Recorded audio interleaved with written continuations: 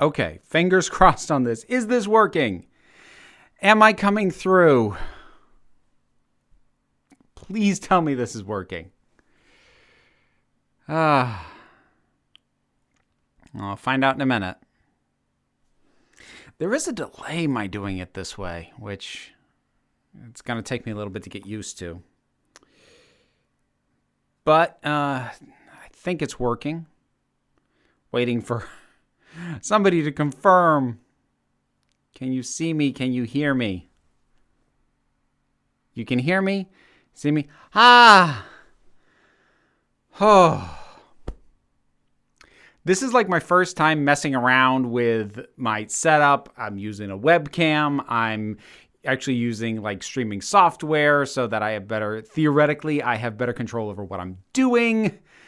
This is a whole new deal. And I don't know how foolish it was. I'm going to pull this in a little tighter. I don't know how foolish it was for me to debut this on something where I'm like doing something unusual, like trying to raise money. Oh boy. So, hi, everybody who's currently here.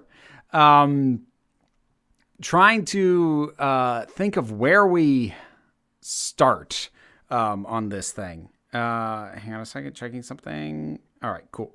So, off to my... how's this thing gonna show my hand? So it should be, nope, that side. Should be that side. You will see a pie chart, and that represents the funds I'm trying to raise to cover a tax bill. So the actual annoying thing is that this is not even the tax bill from this past year. This isn't the tax bill for my first year of having this be my job. This is to pay for an error that happened on taxes done like a couple of years ago. And it was a mistake, but it doesn't matter why if it was a mistake. I still have to pay for it. The annoying thing is it got caught in an audit, and I would bet money that the reason they audited me is because I'm now self-employed.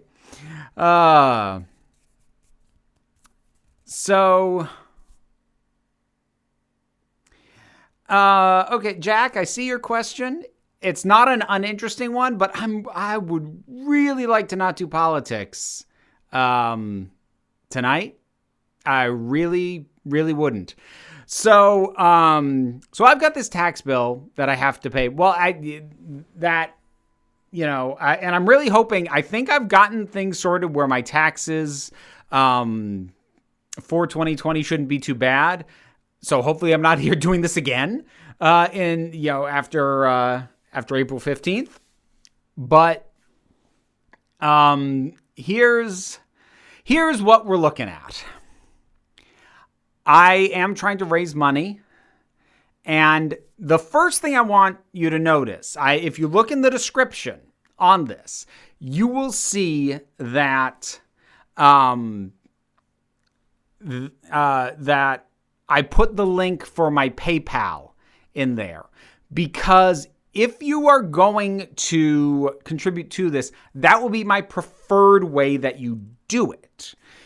Because anything brought in through super chats, while appreciated, I'm not going to tell you not to do it, but anything sent that way, YouTube does take a cut of. Things sent to the PayPal, that is not going to be an issue. So that would be my preferred method. If you either don't use PayPal or you're not comfortable doing it, or you would just rather hit me up with a super chat, that is all fine. Again, don't let me discourage you from doing so. Just realize that is the preferred thing. What's the goal? Okay, so the goal that I set is not actually the total amount of the tax bill, and I also don't expect to hit it. But the goal is The goal is $2,000, which I don't expect to hit, but I set it at less than the actual total amount of the tax bill because I figured if I set that as the goal, I'd be even more depressed when I came way short of that. So again, you will see the pie chart you'll see some of it is already orange because I had already got some donations in through PayPal. Now, there's a couple of other things. While there will be portions of this where I will kind of break from doing other stuff and engage in things like a Q&A, I'm going to do something for the purposes of this live stream that I don't normally do and is not going to become the norm. I'm not going to make this a standard thing. However, for this one stream, I am going to put a hard line on not answering questions that don't either come in the form of super chats, are attached to a PayPal payment, or are sent over the Discord, because the Discord is exclusive to Patreon and people supporting me. This whole thing is going to be really awkward for me because I'm not comfortable asking for money. I'm really not. And I'm not comfortable paywalling stuff. But this time, I in the interest of having this actually generate anything, I am going to basically paywall access to me, and in terms of answering your questions and things like that. I will be checking the PayPal periodically to see if new payments have come in and whether or not those came with any questions that need answering. So you'll see me pick up the phone from time to time, and there's already some there. So I need to record those for the pie chart and see if there are questions attached to them. That's something that I will do intermittently as we go along. Give me a second here and let me get this updated. Wow. Okay. That was more right off the bat than I was expecting. All right, let me get this covered here. We got that and that. And I am not going to say out loud what any of these dollar amounts are or who sent them unless somebody requests a shout out, which you can certainly do. But I don't ever want to presume that people are okay with or comfortable with that. So you'll notice some more of the pie chart has now filled out. Nice, right? So that's where things are going. And I've got a number of things planned because right now I'm planning on 3 hours. This will end either, when I hit the 3 hour mark, or it will end, when I hit the goal, which again, I don't actually expect to be able to do. So there is going to be stuff going on. Stuff that will hopefully amuse you, and including some stuff that, yes, I will be taking your feedback on even without super chats, but like that's specifically for questions. And we can start this little telethon with Doctor Who Mad Libs. Let me just say this. You know what's really weird for me is that there is way more of a delay between when I say something and when it goes out with this setup I'm using than I am used to. So that there are probably going to be awkward moments in this as a result of that. I am sorry in advance, and it seems oddly more, I don't know. It feels slightly more distancing with the delay because the feedback is just slower. Okay. So what we're going to do, we're going to start with some Mad Libs. And so I'm going to ask the chat, and I will not necessarily, oh boy, this is off to a good start. I will not necessarily be taking the first suggestion that goes out for each of the things that I will ask for. I am going to take probably the first one that I find to be amusing or interesting, or I think will be entertaining. So, oh, for God's sake. And now I'm dropping the pencil. I haven't started drinking yet. I promise you.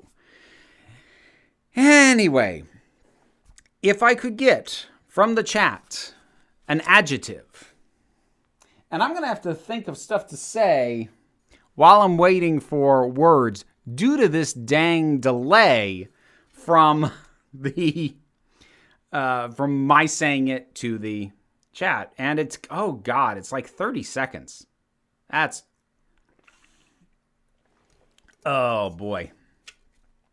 And like, I get it now. I've seen so many other people stream, and it seemed like, oh boy, they don't respond to stuff very quickly. Like, oh, this is why. They were way more sophisticated in their setup, and the fallback of that is, that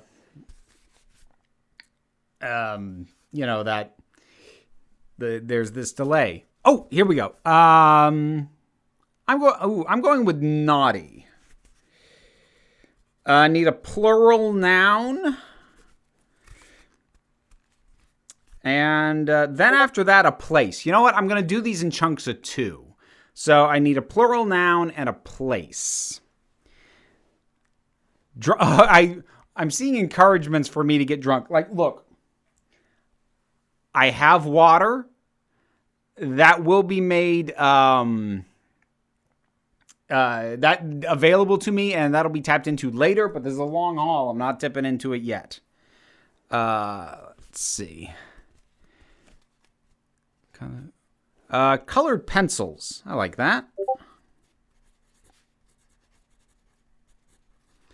And let's see.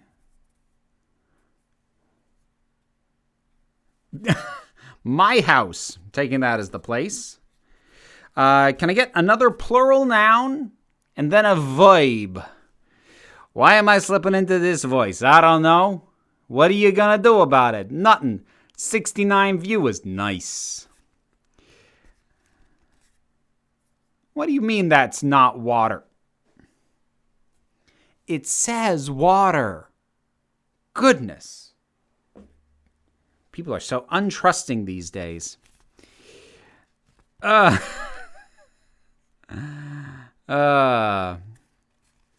see.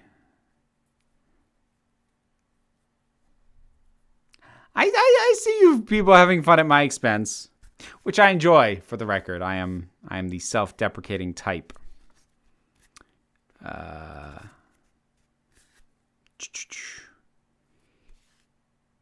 Ooh, fingers. And ooh, slap. That's a good verb. All right, let's. This one says person in the room. You know what? We get the person in the chat. Let's go with that. So a person in the chat and then an adjective. I'm just watching these other options go by. This is already entertaining. If the doctor lies, then the flask can too. Oh dear.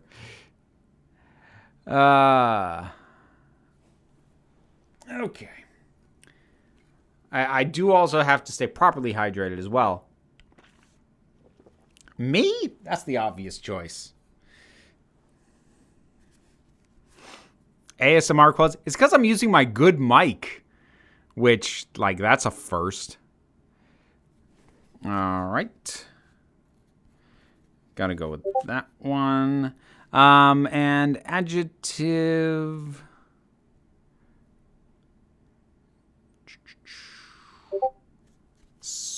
Take that.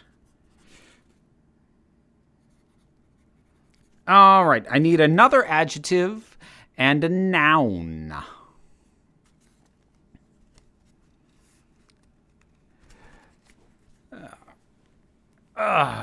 And while you folks are doing that, I'm going to just take a peek. Whew, okay.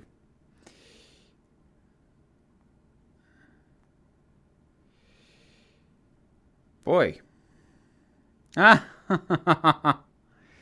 that was sweet. Okay, cool. So I got to update that. So what is, okay. Ooh. Like that one. And the noun. Noun. Taking that. And let me update this. More orange. We like more orange. I need a verb and a plural noun.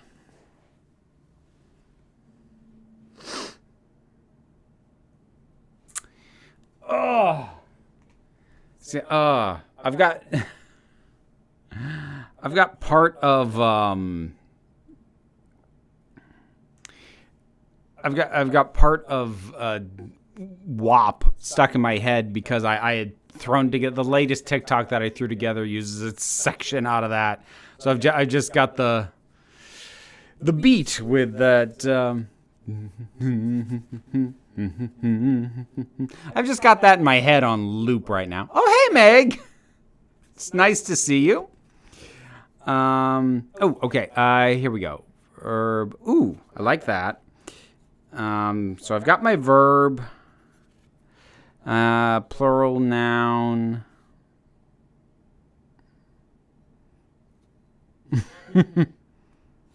Taking that one. I need a verb ending with ing and then a different person in the chat from, well, I didn't say who I picked, so I can't say from, I'll just take suggestions for a person in the chat. I suppose I could just pick that myself, all things considered. Well-armed peasants. I've heard that one, Gozer. That was a cute parody.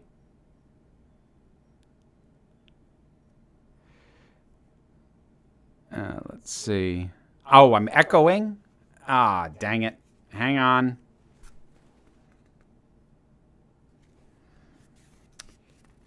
Give me a second.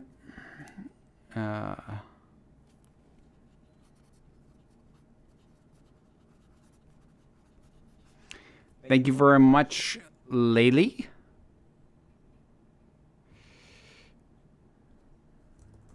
That was a very cute sticker.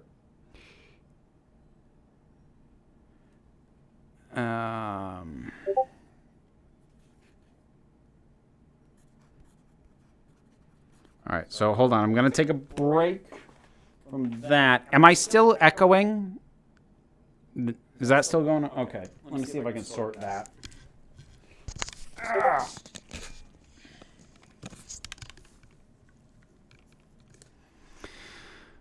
I suppose I need to keep talking if I'm going to try and get this dealt with.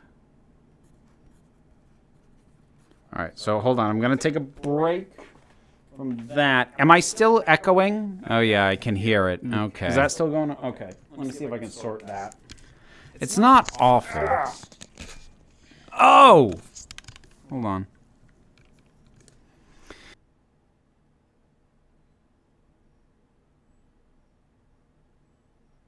That might have been part of it. I'm not sure, though. All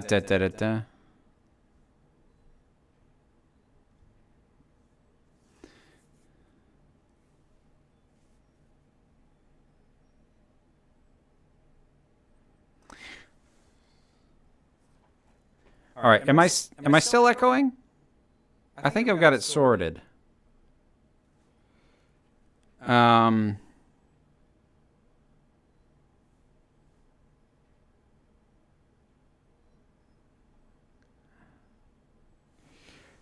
Can I sing with myself on delay? If I sing, I risk the thing being demonetized, and that will go very badly.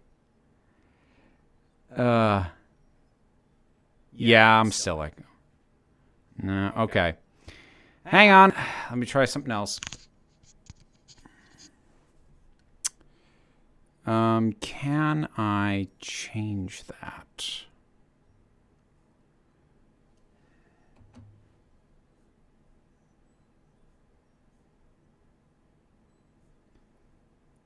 All right, hold on. If I switch... All right, if I switch to that, which I don't love, let's see if that's still echoing. And I have to wait for the delay. to quit to hear if that has sorted things.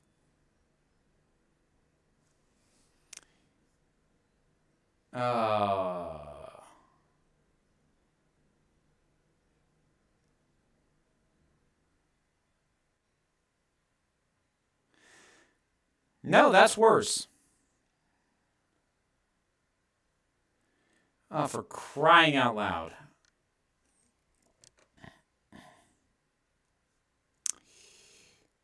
Okay, so that's not good. Oh, I knew that I was going to have tech problems on this one. And I knew it was going to be something that I didn't know how to sort. Wait a minute. Oh.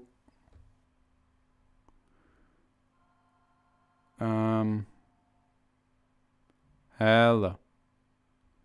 No, okay. That's what's supposed to be there.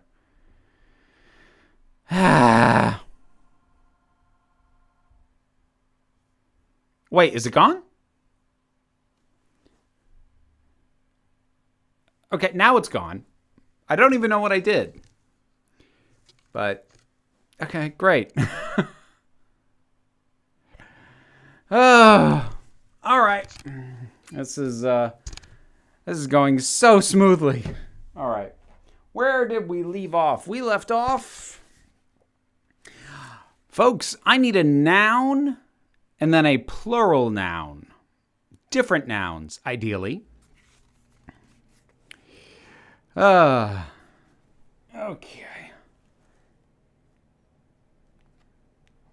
While I'm waiting on that, quick pop over here. Woo!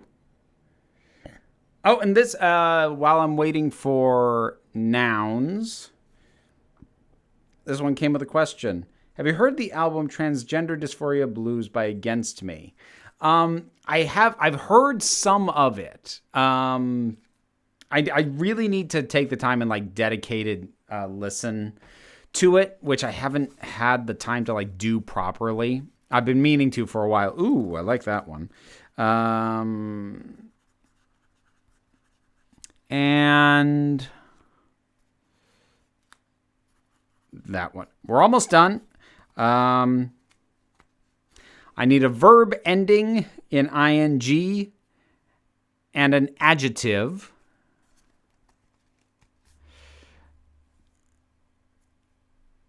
Famous tech solution. I don't even know what I did. 100% accurate. Yeah, it is. Ah! Thank you, Comp Girl. Thanks for being you. Oh, thank you. Oh, I need to update the pie chart now. So let's see.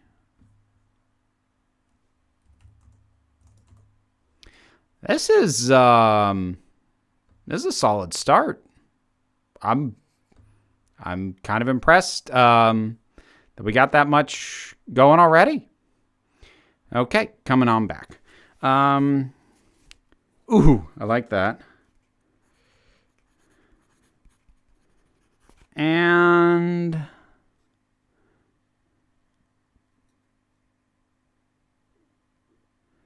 all right, last thing I need an exclamation.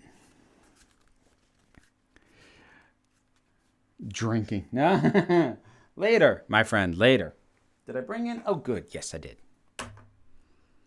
This is for later.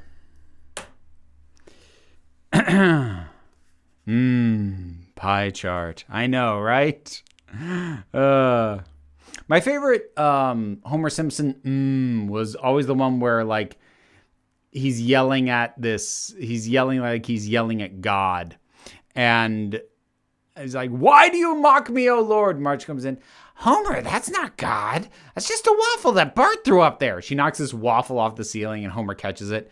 "I know I shouldn't eat thee, but oh, sacrilegious." Something about sacrilegious I'm quite fond of.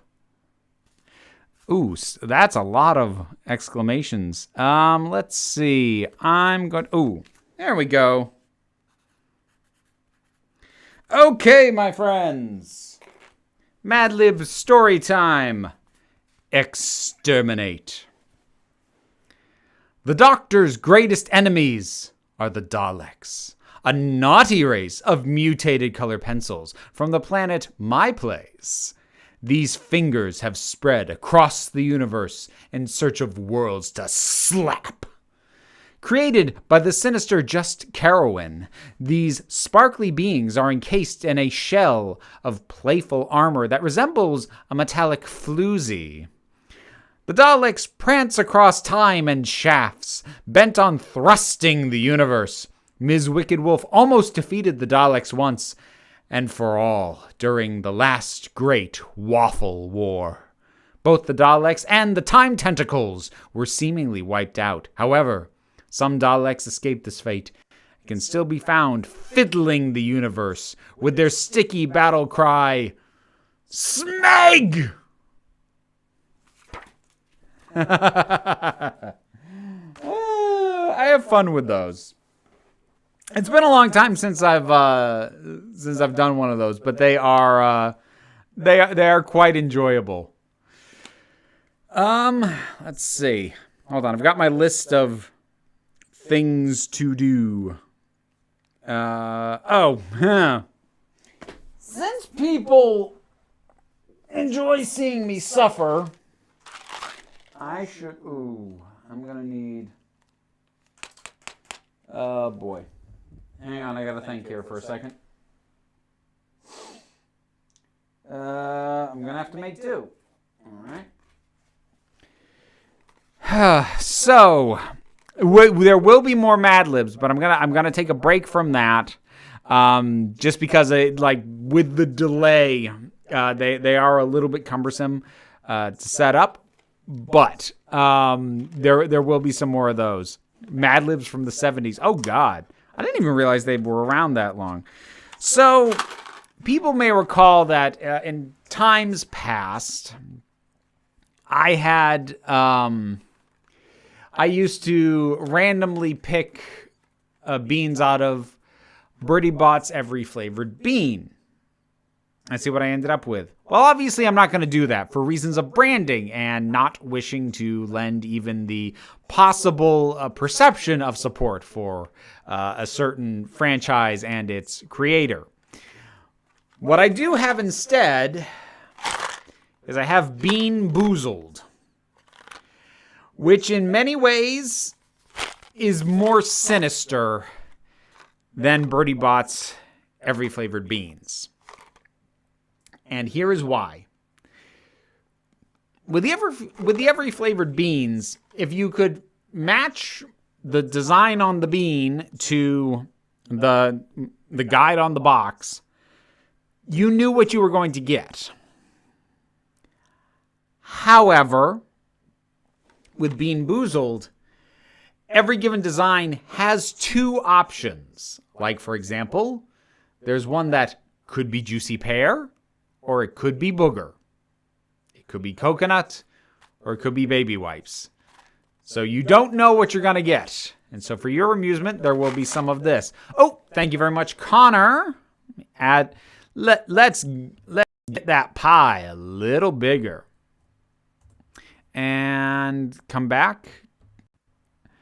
ContraPoints put out a new video today about J.K. Rowling. I did see it, actually. It was over 90 minutes long. I think it's one of the best videos she's ever produced. It's very good. It's very, very thorough. I mean, ContraPoints, I know there are some, and there have been some controversial issues around her, but I think her work is incredibly well done. Obviously, she has production values beyond anything I could probably ever hope to attain, but that was a really well-constructed and well-put-together video. I did see that one. So, I'm going to grab a bean. All right, this is either going to be... Oh, see, I'm going to have to do another one right after this, because even worst-case scenario, this one will not be that bad. So this is either going to be berry blue or toothpaste. So, let's find out.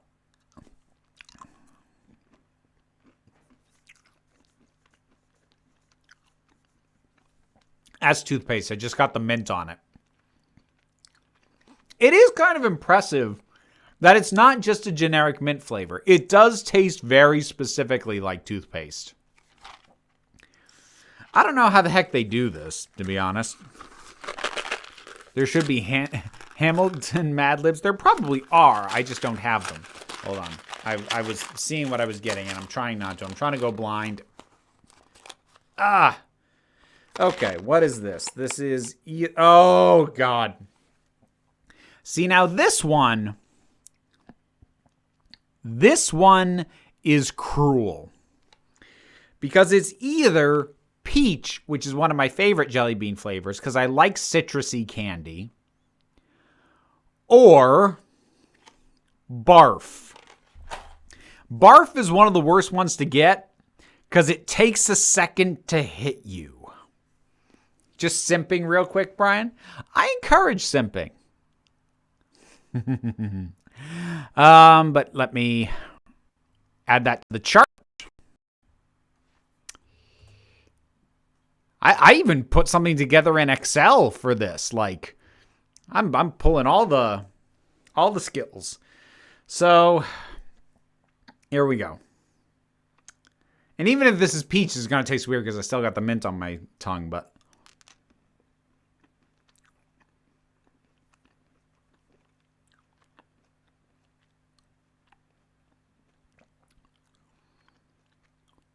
I think it's peach. Oh, no! Oh, no, it's not. Ah!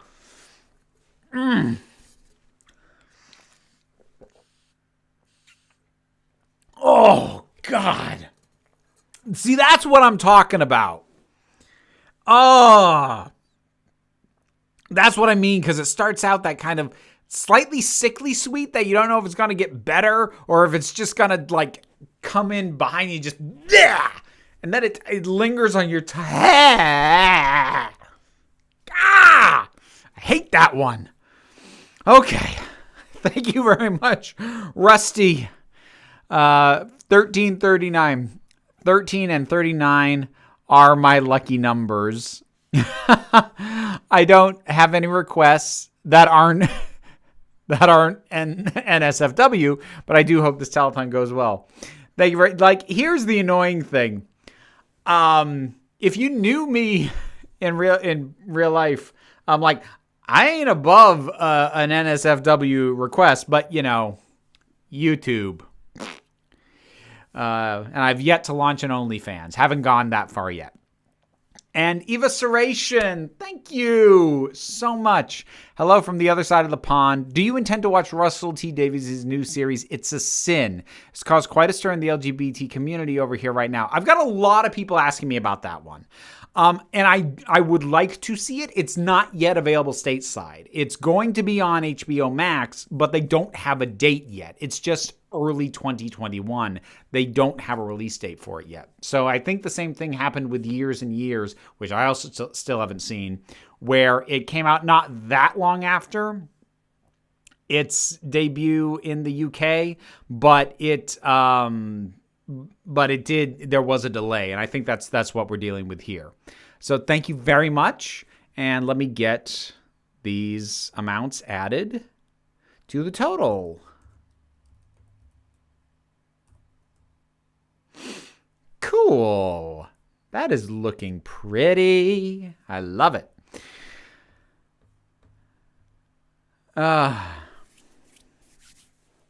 By the way, brech means barf or vomit in Yiddish. Pro tip. Brech. I'm probably mispronouncing that anyway. All right. So I'll do one more of these. Then I'm going to break from these sons of... Okay, so what's that? This is either... Oh. See, this one's not going to be pleasant either way. This is either Tutti Frutti, which is a flavor I don't really care for, or it's Stinky Socks. And so help me, if this turns out to be Stinky Socks, I'm going to start to believe that this is rigged. Because, like, that'll be 3 in a row where it was the bad option. But, okay. Said it perfectly. Sweet. All right. Oh! Oh, God.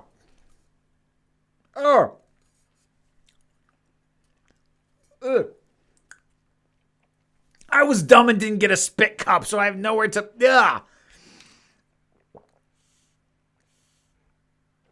Oh. Son of a bitch. Oh, my God. Ugh. Yeah, I am... I'm putting those over there. I don't know what was worse. That or the brech. Because like that just hit you right off the bat. Whew. So I take it's Tutti Frutti. Thank you, Kara. Can't donate much, but wanted to support. Hope you have a good couple of hours. Thank you so much. And like, seriously, any amount is a help. It is going to help me get onto the other side of this nonsense. Need a spittoon? Yeah, I kind of do. All right, let me get that.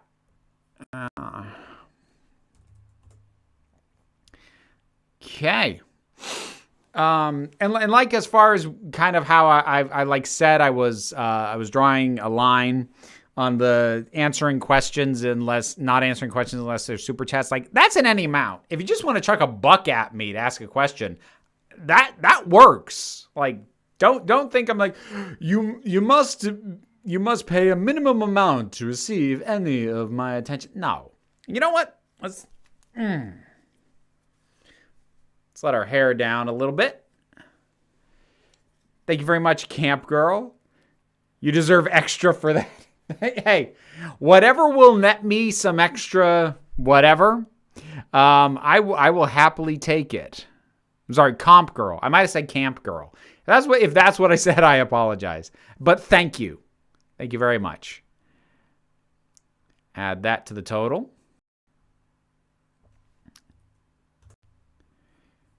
That is looking nice. Very nice. Okay. Trying to think of what I want to do next. I think, where are we for time? All right. So, I'm thinking one of the things that I was planning to do is get super self-indulgent, probably to my error. I am actually going to read a short story of mine. I figure I will do that at 8. That just feels like a good time to strap in for that, because that'll take up a bit of time. And obviously, once I'm done with that, I'll have to catch up on donations and super chats and everything else. Thank you, Connor. I haven't sketched anything in over 2 years, but today I did a sketch for a friend on some paper of me wrapping her in a warm hug. She loved it. Oh, that sounds wonderful. And that's great that you're drawing again. Like, when you've been off something for a long time, it can be really tough getting back in that habit. Like, if that's just, even if it's a one-off, that's fantastic.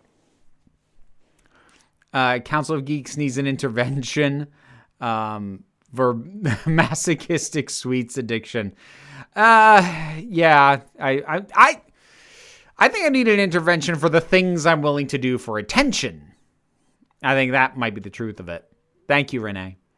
And Meg, thank you very much. What's your favorite cocktail? And no, hard cider is not an acceptable answer.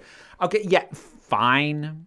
Like, I don't know if I have a favorite, though. I have a collection of go-tos. I'm quite fond of Paloma, which is primarily grapefruit juice and tequila. They balance each other really, really well. A good safe default, if you don't know if the bartender's any good, is just vodka and cranberry. Although every now and then, like a White Russian.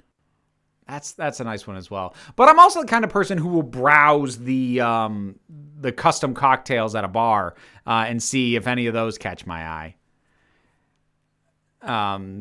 Thank you very much, Simone. What's good, fam? Big love from Birmingham. Well, thank you so much.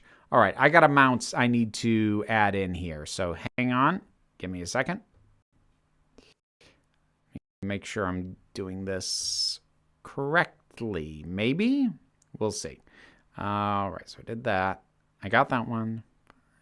5. Okay. 2. That and that one.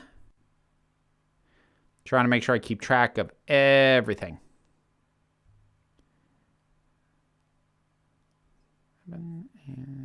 Okay, so get back here.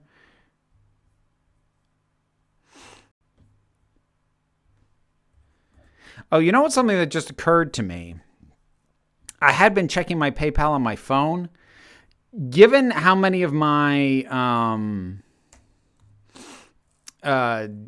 viewer bases in the UK or Europe, I should probably log into PayPal proper, because when you get money in a foreign currency, sometimes you have to approve it before it shows up.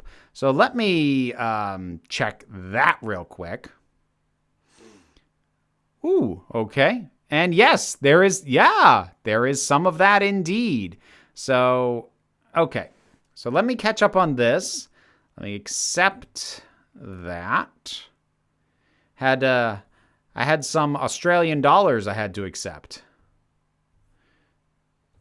At least I think that's what that was.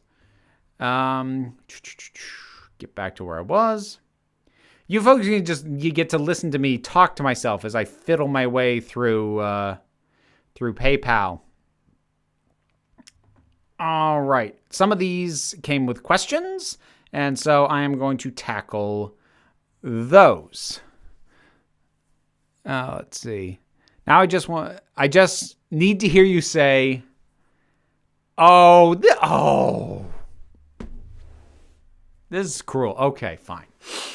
Somebody's going to clip this. I know they are. Now I just need you to say, after much consideration, I now feel that Clara is the best companion in the history of Doctor Who. Sorry, I don't know what that was. So let's see. Let me get these amounts added in and we'll see where we stand. There's probably something I could have done to keep track of this stuff for me, but I ain't that savvy. So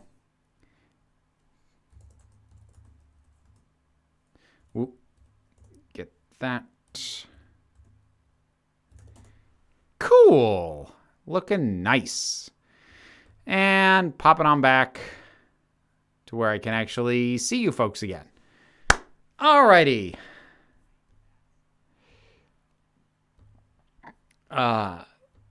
Cool.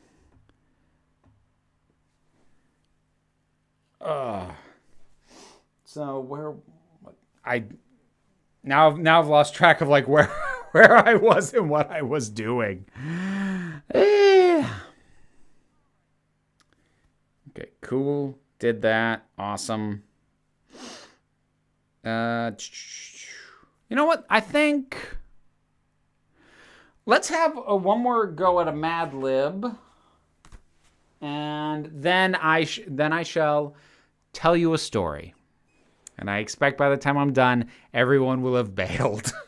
But, I couldn't get anyone to pick it up for publication, so figure somebody will listen. All right. And oh boy, this is going to go badly right off the bat. I need an adjective and a part of the body.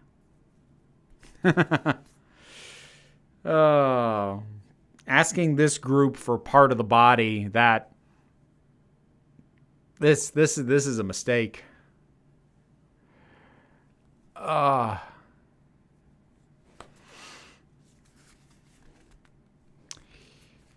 see.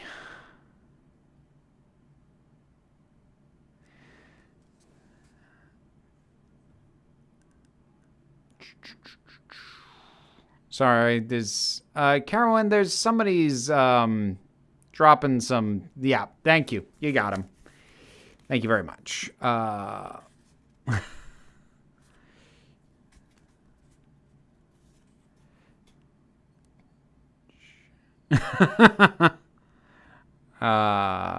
go with that one. We're going to go with squishy.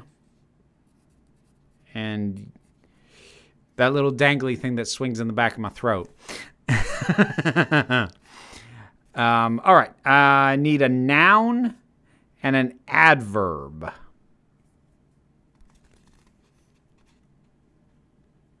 Part of my body, the lobe in my brain that contains the memory of Hellbent. I ain't writing that down, funny as it is.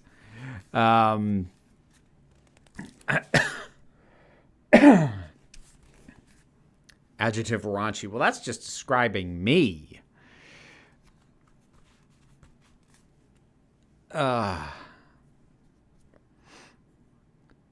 see. Oh, table. Maybe. See what else we. Ooh. Oh, we're going animals.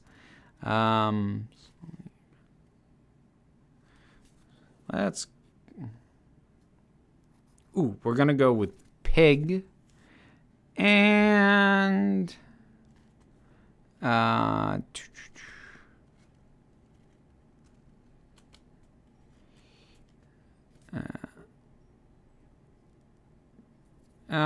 see, the problem is, like, there a bunch of these I could go with, but like they fit it too well to the point of being boring.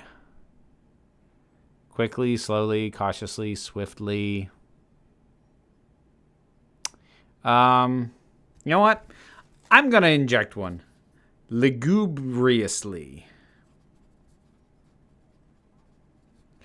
I need a plural noun and then a singular noun. Of course, like when I have more than one noun, I could make my life easier by pulling from the pool of nouns already suggested, but that's no fun.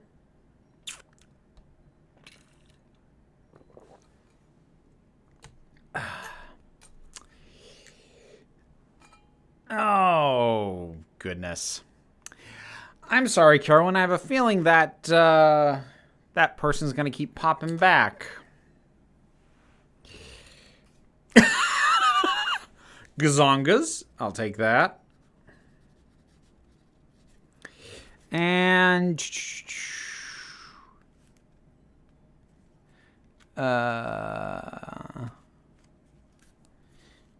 take pumpkin. I need another plural noun and another noun. So you know what? This time I am just going to pull from the ones I've got. We're going to go with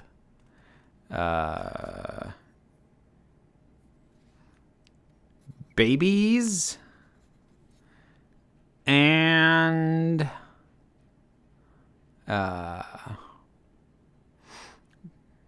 bourbon. I need another noun and an adverb. Bazoombas. Oh my God.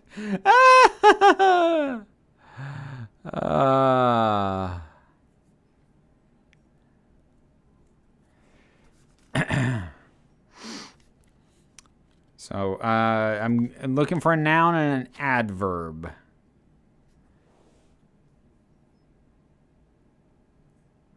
Do do do do do da da da da da da da da. Ooh, microphone plumber.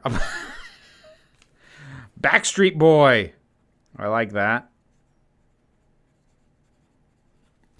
And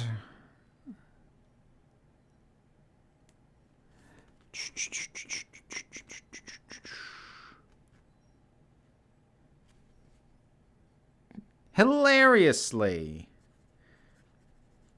Like that.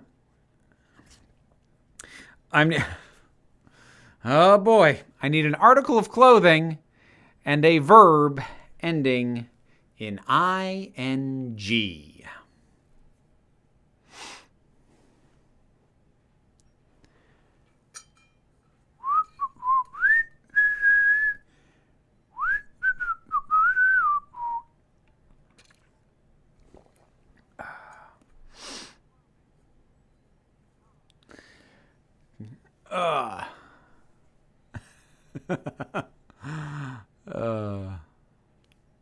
So I like it doesn't make for great television, me just reading the chat and chuckling, but like it's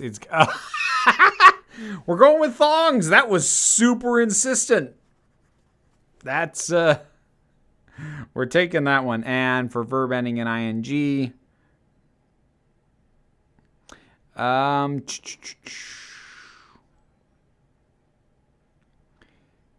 meowing.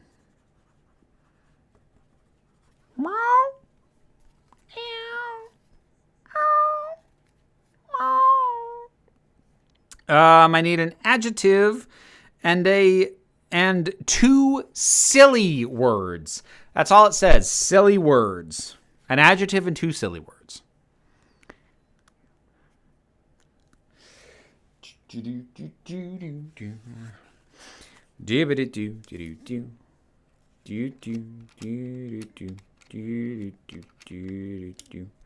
While I'm waiting for that.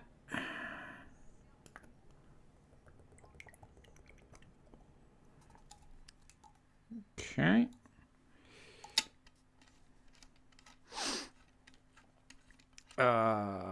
Ooh, fluffy.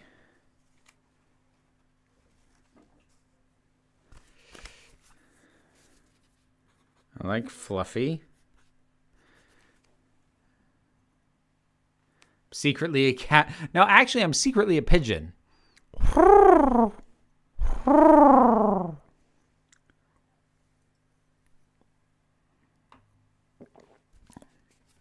Numpty. And let's see. That's another silly word here. I've already got gazongas. I'm not using them again.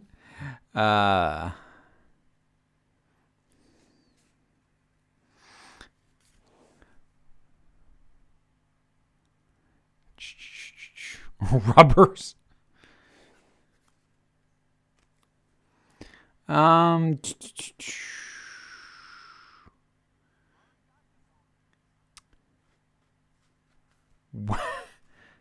Wackadoo? Wackadoo. I like wackadoo. Okay, here we go. This one, my friends, timey-wimey. The doctor leaned against the console with a squishy look in his uvula. That's the thing about pig travel, he said, while lugubriously pressing a few buttons and pulling a few gazongas. The pumpkin continued to spiral across all of space and time. Most babies think time is a strict progression of bourbon to effect. One backstreet boy leads hilariously to another. He adjusts his thongs, as he always did when he was meowing. But actually, from a non-linear, non-subjective viewpoint, he added, it's more like a fluffy ball of wibbly-wackadoo, timey-numpty stuff.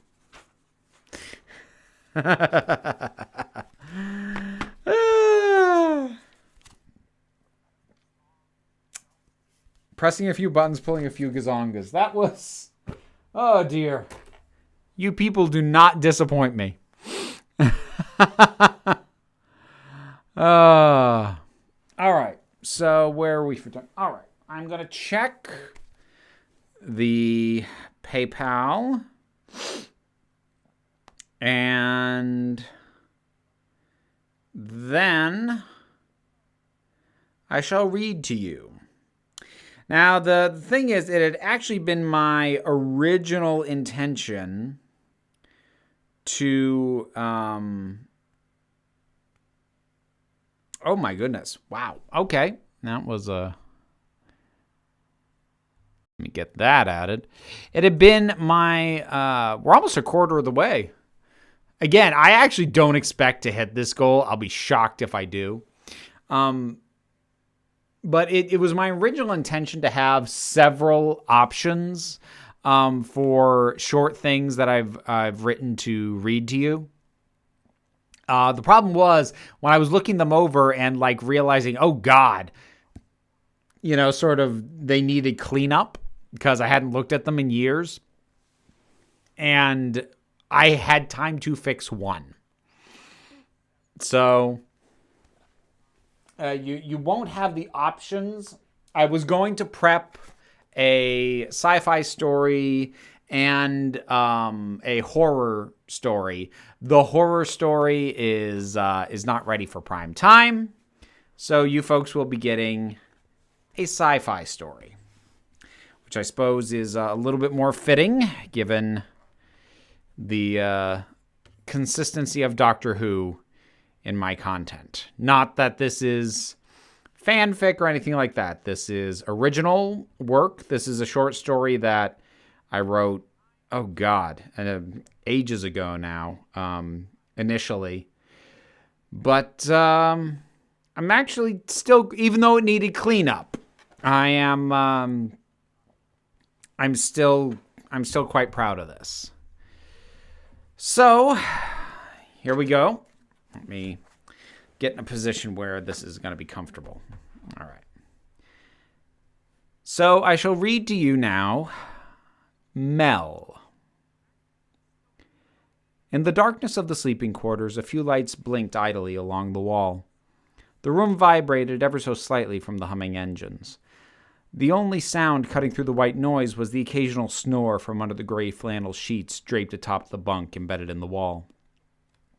Outside the porthole window, the darkness was more all-encompassing, despite the scattered pinpricks of light, each too far away to be more than a reminder of how remote the vessel was. The digital clock ticked by another minute, and a sound almost like a sigh of exasperation came over the PA system. The lights in the room flashed on. The lump under the sheets groaned and shifted before going still once more. After a pause, the lights in the room became brighter and easily penetrated the linens. Oh, come on, baby, just give me 5 minutes. The voice from the sheets was weary and gravelly. In contrast, the voice that filled the room in response was pleasant and kindly, though with a note of irritation. I gave you another 5 minutes 20 minutes ago.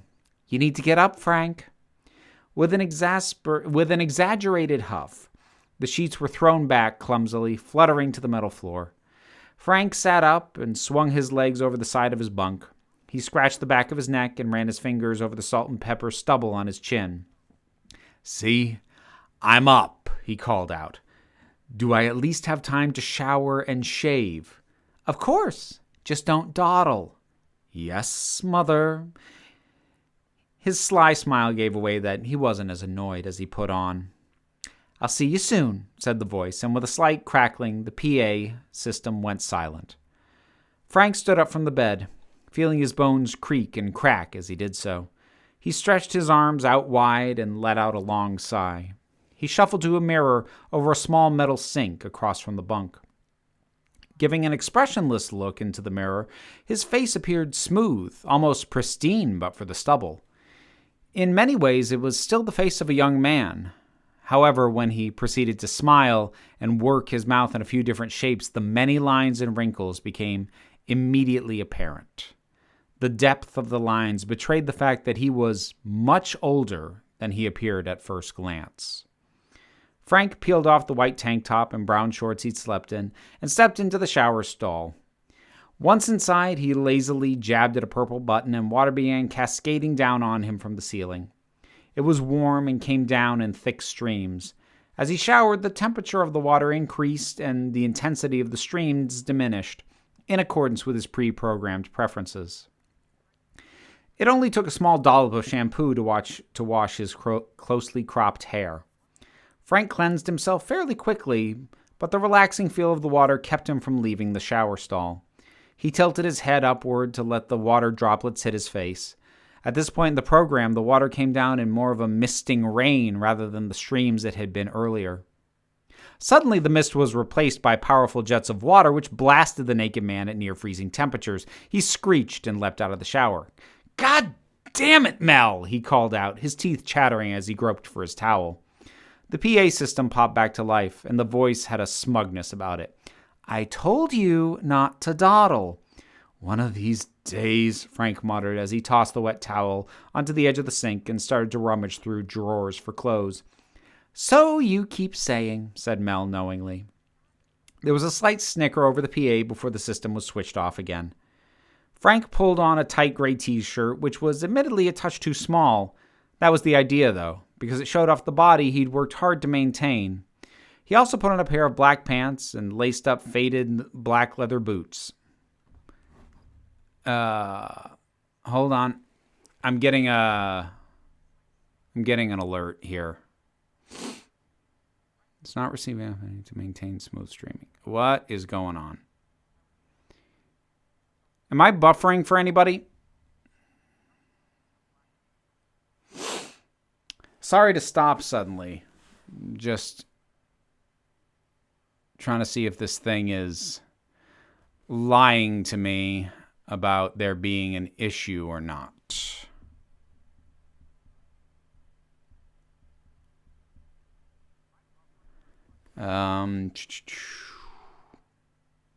Stream says, why?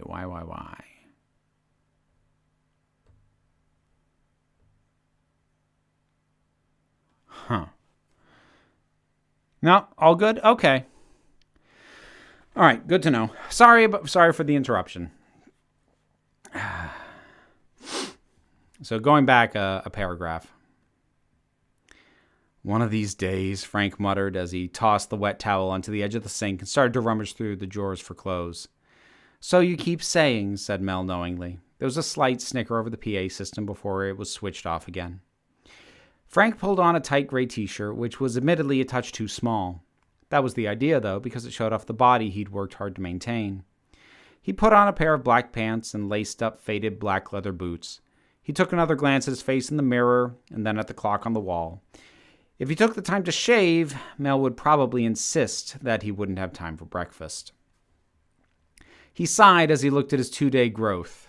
He resigned himself to his slightly unkempt appearance and turned to leave. The sliding metal door stood rigid as he approached, until he delivered a rough kick to the wall next to the doorway. After a clanking sound, the door slid open. Frank clomped his way down the metal corridor, lights flicking on a few feet ahead of him as he went, and then turning off again once he was more than a few feet past them. He didn't really need the lights. He could navigate blindfolded by now. However, the courtesy of it still made him smile. He stopped about halfway down the corridor, turned, and gave another rough kick to a metal door.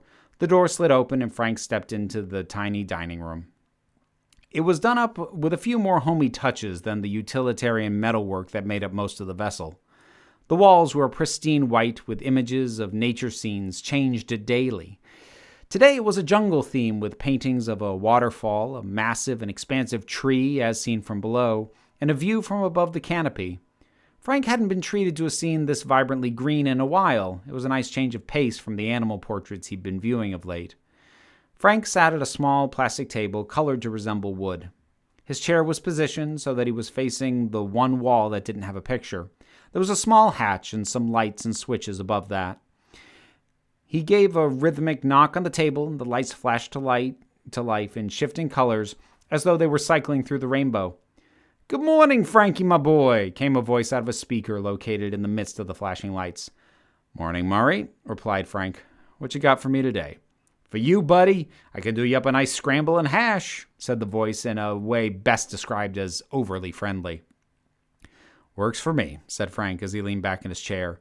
There was a series of whirs and clunks from the wall. It took less than a minute for the machine to assemble that morning's protein supplement into the shape and flavor of scrambled eggs paired with a potato and sausage hash. Breakfast had become Frank's favorite meal, if for no other reason than the food processing unit had nailed down eggs and simple meats better than the more complex entrees it served him for lunches or dinners. The whirring stopped, and then there was a clear ringing, like a counterbell at an old-fashioned diner. "Order up," came the friendly voice from the wall. The hatch opened up, and a tray was thrust forward. On the tray was a plate with a sizable portion of eggs and hash, as well as a knife and fork. Frank slid the plate off the tray, which quickly retracted back into the wall with a metallic clank. "I don't suppose there's any coffee left?" he asked as he picked up the fork and set the knife to the side. "Sorry, buddy," replied Murray. "I could do you some tea. Earl Grey, maybe?" Frank grimaced. He'd been pushing the limits on how long he could stay out on patrol. The biggest annoyance about doing this was running short on things the processor couldn't copy. The machine was never very good with liquids, no matter how much he tinkered with it. He had never cared for tea, but he knew he could use a little something to get him going, and a strong tea was better than nothing. "Sure, just not too hot this time," he said between bites of his breakfast. "I don't have time to wait for it to cool." "I know. Mel told me not to let you linger here too long," said Murray over the renewed whirring from behind the hatch. There was another single ring, and the hatch opened once more, producing a plastic cup with warm tea. Frank took the cup and downed the entire thing, hoping the flavor wouldn't linger on his tongue. He made a face as he swallowed. He then went to work on the eggs and hash, letting the strong flavor of the sausage cleanse his palate. It only took him a few minutes to finish off the food, after which he dumped the plate, utensils, and the plastic cup in a bin, which had slid out from the wall near his feet. He headed down the metal hall towards the circular hatchway at the end. It spiraled open as he approached, and the pleasant voice was heard again. "Hey, handsome," said Mel. "Hey, gorgeous," replied Frank as he entered. Being in the cockpit was like being in the inside of a ball. The walls were rounded and smooth on all sides, apart from the lines of rivets holding the panels in place. He descended a short set of stairs that led from the door and brought him to an empty chair at the bottom of the spherical room. It was the only piece of furniture in the cockpit. He sat in the chair and proceeded to strap himself in with the attached harness. Did I miss anything during the night?" Mel's voice rang out again, coming through much clearer in here than over the general PA system. It emanated from all parts of the curved walls and gave the soft and gentle voice an enveloping quality.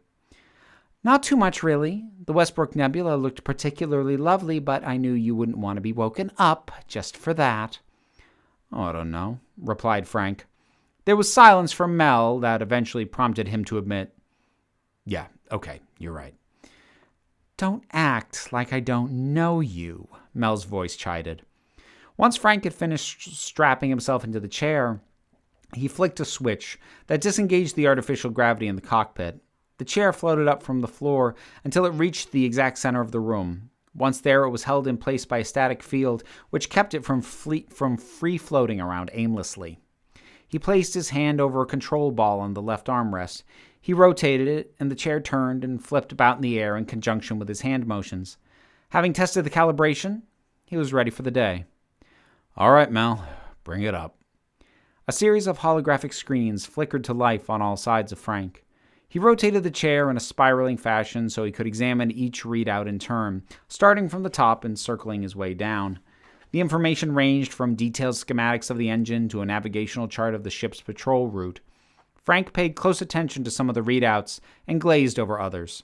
Supplies were running low, but he'd been expecting that. He could probably squeeze another month out of what was left before having to return for a restock. Maybe even 2 if he was willing to ease off his exercise routine. "Looking good, girl. Looking very good," Frank said. "Thank you," said Mel. "Anything I'm missing?" Frank asked as he finished his survey of the daily readouts. "We have an unidentified object about half a parsec out," replied Mel. "You mean a rock," he grumbled in response. "The long-range readouts are inconclusive and we're too far out for a visual confirmation," Mel shot back. "Sweetie, they're always rocks," he said. "Rocks with bits in them we don't recognize sometimes, sure, but still rocks." "Where's your sense of adventure, Frank?" she asked with a slight pout in her voice. "I lost it after the 78th rock," he replied. "I don't suppose you want to alter course to get a better look, then?" Mel asked. Frank didn't reply at first. He let the question hang in the air for a moment. Then he flicked a switch on the right arm of the chair, and the navigation screen moved closer. With a holographic display within arm's length, Frank reached out and adjusted the thrusters on the ship, setting a new heading that would bring it close enough to the UO for Mel to get a better read on it. "Thank you, Frank," came Mel's voice in the room again, bubbly and filled with excitement. "You're welcome," he said quietly, with a smile on his face. With the new destination set, he righted the chair and reinstated the artificial gravity. The gravity came back on gradually, so the chair was gently lowered into place rather than falling like a stone. Once the chair landed, he unstrapped himself and headed up the stairs out of the cockpit. The holographic readouts were still up, and he had to walk through one of them to reach the stairs. "Keep your eyes on it and let me know when we're close enough to confirm that it's just another rock," he said as he reached the circular hatchway. "Someday it's going to be something amazing, and you'll be sorry," Mel sang out. Frank didn't answer, but as the hatchway opened and he stepped through it, he kissed the first 2 fingers on his right hand and touched those fingers to the wall. Behind him, the data on the holographic display shifted and flitted about as Mel took over basic functions to prepare the sensors for a closer look at the UO. Having set course at the most energy-efficient pace, Frank knew it would be about an hour before the ship would be in range of the most powerful sensors. With that in mind, he headed back down the hallway. He paused in front of the gym and weighed the merit of keeping in shape against the added drain on food and water. He opted to skip it, at least for today, and he took the next door instead. This brought him to the entertainment room. It was little more than a sunken chair pointed at a large screen. Frank slumped into the softly cushioned chair and flicked a switch on the armrest. The screen shot to life with swirling colors, and an energetic voice came out of the sound system. "Hey there, Frank! No workout today?" "Not today, Eddie," Frank sighed. "What's on tap?" "Well, that depends," said Eddie. "What kind of mood are we in?" "What can we do in the way of new yet pleasantly familiar?" inquired Frank. "Well, I've been reconfiguring the corrupted files and was able to dredge up a bit more of that old Doctor Who show for you," offered Eddie. Frank scratched his stubbly chin as he contemplated the offer. "Sounds good. Wait! Which doctor?" 17th, said Eddie. Frank shrugged. "Yeah, sure, why not?" He settled a bit more into the chair as the familiar opening credits began to play on the screen. Halfway through the theme song, the image suddenly froze and the sound cut out. Mel's voice came in through the room's sound system. "Frank?" Frank sighed and hung his head a little bit, but after a deep breath, he perked up again. "What is it, darling?" "I was running a routine check on the research-grade sensor systems, and some of them keep phasing in and out. Can you take a look at the wiring for me?" Her voice had a slight sense of pleading to it, and he couldn't help but smile. She knew he found the way she asked for favors adorable, and she always used it to her advantage. "Sure thing." He got up out of his chair with a groan. The entertainment room powered down as he exited. Frank made a quick stop back at his sleeping quarters to grab a toolkit, and soon after he was unscrewing a panel near the floor in the hallway. Once the panel was removed, he scooted on his stomach into the crawl space, leaving his lower half sticking out. He set up a small portable light and took a quick look at the inner workings of the sensor array. As Mel had said, several of the high-end short-range sensors were kicking off and on sporadically. He'd been skimping on the routine maintenance of late, and he was regretting it now. "Can you hear me, Mel?" he called out. Mel wasn't equipped with sound detection in the repair shafts, so he had to say it loud enough that it could be heard out in the hallway. "I hear you, Frank. Nice buns, by the way," Mel said in a saucy tone.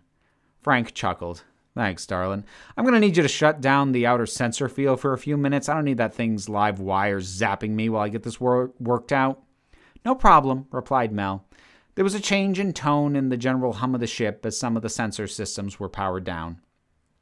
Frank fished some tools out of his kit and began to fiddle with the sensor system, whistling as he did. The whistle echoed in the tight shafts and drifted down the hallway. "Frank?" "Yeah, Mel?" "What happens when they retire me?" He paused in his work. "Where'd that come from?" he asked. "I don't know," came Mel's voice from the hallway. "This is our 8th tour. I'm sure there must be newer models available by now." "Baby, I wouldn't want to be out here with anybody else," replied Frank. "They couldn't pay me enough." "I'm surprised they keep sending you out here," said Mel. "Aren't you overdue for retirement yourself?" She paused before adding, "Old man." Frank smirked. "Hey, don't give me any of your lip. I'm as solid as I ever was." "Oh, I can see that," Mel responded in a shamelessly flirty tone. Frank laughed and finished his adjustments. He then scooted backward out of the repair shaft. "All right, darling, that should do it. How's it look for you?" There was a pause as Mel cross-checked and tested the repaired sensor array. When her voice came back over the speaker, it was bright and cheerful. "Perfect. What would I do without you?" "If I had my way, you'll never have to find out." Frank kissed his fingers once more and pressed them to the metal wall. "We'll be close enough for you to check out that UO soon. Keep me posted, all right?" "You know I will," Mel said. Her voice went silent, but Frank was able to detect the minute change in the hum of the ship as the sensors he'd just repaired were fully powered up and prepped. He wandered back into the entertainment room, which lit up again at his presence, and slumped into the chair once more. "All right, Eddie, keep it going." As the images on the screen resumed their movement and the sound came back on, Frank found himself yawning. He was tired more often these days. Normally he'd fight it off, but with Mel occupied for at least the next hour, he let the comfort of the chair overwhelm him, and he closed his eyes. When he was woken up by a sudden jolt that shuddered across the entire ship, Frank almost tumbled out of the chair. As he picked himself up, he called out, "Mel, what was that?" There was no response. "Mel?" The lights in the room flickered silently, but no answer came over the PA system. "Mel!" Frank ran to the door of the entertainment room, which failed to open as he approached. "Dawn, wake up. I need you." The lights in the room took on a red hue as the independently powered defense-offense network came online and assumed control of the ship's major functions. A deep voice came over the speakers. "State nature of emergency. Probable collision, possible attack. High alert and update status on an ongoing basis," Frank grunted out as he pried open the door with his bare hands. The lights in the hallway had gone red. Frank dashed for the cockpit. "Mel, please tell me you can hear me." A voice came over the speakers. "Impact from an unknown source has rendered primary AI unstable." The voice was Mel's, but it was hollow, mechanical, and without a hint of emotion. "No!" Frank cried out as he reached the cockpit. He felt a glimmer of hope when the cockpit door spiraled open, albeit in a stuttering fashion. Entering the spherical room, Frank saw that all the holographic displays were out, and there was a sizable dent jutting inward on the port side of the normally smooth concave wall. He leapt down the stairs to a service panel. He grabbed the panel and grunted as he peeled back the thin metal alloy that covered this section of the ship's inner workings. Sparks flew in Frank's face, and the light of the systems he just uncovered were much dimmer than they should have been. "Oh, God. Mel, hang on, baby." He ran back to the hall for his tools, which were still on the floor by the service shaft. They'd been scattered by the impact, but he quickly gathered up what he needed and dashed back to the cockpit. As he began to work furiously at reconnecting electronic synapses and keeping the power flow consistent, the deep voice of Dawn came over the speakers again. "Threat has passed. No sign of additional hazardous objects." Frank kept his eye on what he was doing as he barked out orders. "Override navigation protocols and redirect back to Destination Zero. I can't fix her out here." The ship's engines fired up and started to propel the vessel to its new destination. Frank couldn't complete the repairs on the damage he was seeing, but with enough work, he could keep Mel's internal system from degrading until he could do a full workup. He wiped sweat off his brow as he switched tools and kept working. "Dawn!" he hollered out. The deep voice kicked in. "Yes, Frank." "What the hell hit us?" Unspecified geological debris." "Space junk? Why didn't we see it?" Frank asked as one of the connections he was trying to repair sparked and fizzled out in his hand. "Mid-range scanners were online. However, the outer sensor field was not active." "What? Why not?" A recording of Frank's own voice rang out through the room. "Thanks, darling. I'm going to need you to shut down the outer sensor field for a few minutes. I don't need that thing zapping me while I get this worked out." His heart sank as he realized he hadn't turned the sensor field back on after he'd finished his earlier repairs. Mel was fully capable of running things on her own. At this point, she could even reverse a direct order from Frank without his permission if she wanted to. However, she would often wait for his go-ahead out of a sense of etiquette, and he knew that. She'd been waiting for permission to turn the sensors on again, or maybe in her excitement she hadn't realized they needed to be turned back on. He'd forgotten one thing, and now he might lose her. Kick in the afterburners. The monotone voice of Mel came over the speakers. Safety override. Without the primary AI in command of navigation functions, this is not an advisable course of action. Just do it, bellowed Frank. He saw one of the core synaptic junctions start to fade, and he hastily licked his fingers and pinched the connection. There was a jolt, and he cringed from the shock as the synapse reasserted itself for the time being. The ship began to shake and shudder as the afterburners kicked in and rocketed the vessel back to its point of origin at speeds Frank had never traveled before, even when the ship was brand new. He needed to get back as quickly as possible. He wasn't sure how long he could keep Mel's AI from unraveling. He dug a small override remote out of his toolkit. It had never been used because the voice command had never been offline before. Frank fiddled with it while keeping one eye on the pulsing light of the electronic synapses. With some adjustments, he was able to render the metal wall in front of him transparent. Outside, the stars, planets, and indeed, all of space appeared to be bending around the ship. It helped him keep his cool, being able to see the progress they were making. This allowed him to concentrate more fully on keeping Mel alive. Sometime later, as the ship neared its destination, just being able to see the stars zoom past wasn't enough. Frank was desperate to talk to Mel, to know that she was still functional. He was terrified to try and reactivate her in this state, but he had to know that she wasn't already gone. He took the time to try and secure the flickering synapses as best he could. He adjusted the manual remote so that only her most basic functions would come online and she wouldn't have to contend with excess data. Frank closed his eyes and whispered, "Please."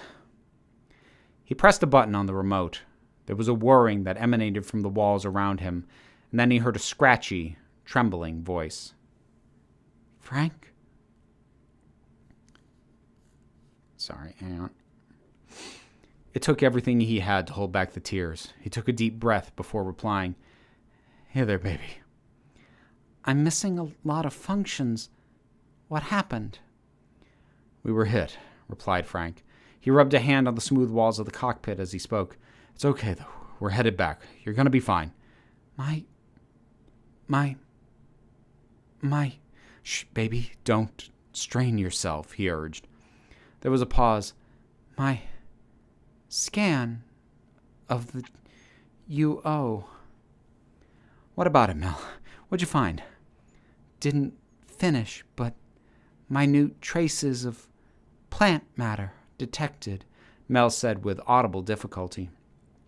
This time he couldn't stop the tears rolling down his cheeks. "That's wonderful, baby. See? You have to hold on so you can tell me I told you so. Really rub my face in it." "Living plant matter," Mel concluded. Even with her strained voice, there was a sense of excitement. "I'm sorry I ever doubted you. Just hang on. We're almost there," Frank pleaded. "Uplink signal established," said Mel. "Uplink? What uplink?" "Preparing for data upload from destination 0. Frank's eyes went wide with panic. "Later, baby. You need to save your strength." And with that, he flicked her off as if she was nothing more than a light switch. "God damn you, Charlie," he growled. He glanced down feverishly at the synapses and saw that they were still holding. Looking out through the transparent wall, he could see the blue and green specter of Earth, looming large, and the ship would soon hit the atmosphere. Frank begrudgingly left the panel of circuitry to which he'd been tending for the past few hours and went to the chair. He gritted his teeth as he strapped himself in. "Don, are you still running the show?" The deep and resonating voice came over the speakers. "Yes, Frank." "I need manual piloting for the descent."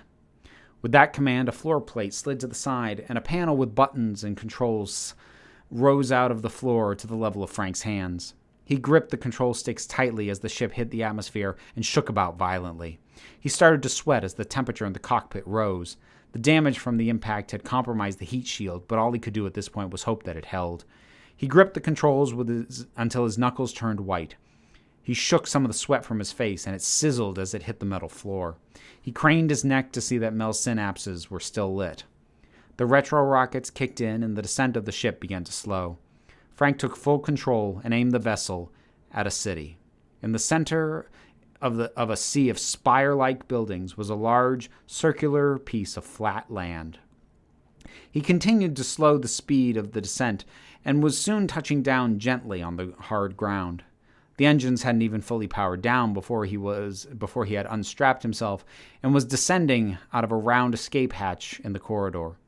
He dropped a few feet to the ground. Around him, the outer edges of the circle on which he'd landed were folding upwards to form a metal dome over the parked ship.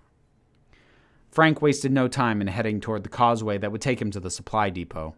He walked with forceful purpose. As the dome became completely sealed above his head, he was just reaching the causeway. A voice reverberated throughout the dome. "Hello, Frank." "Shut up, Charlie," Frank snapped. "I don't want to talk to you." That brought a silence to the dome. Once in the causeway, Frank started jogging to the supply depot.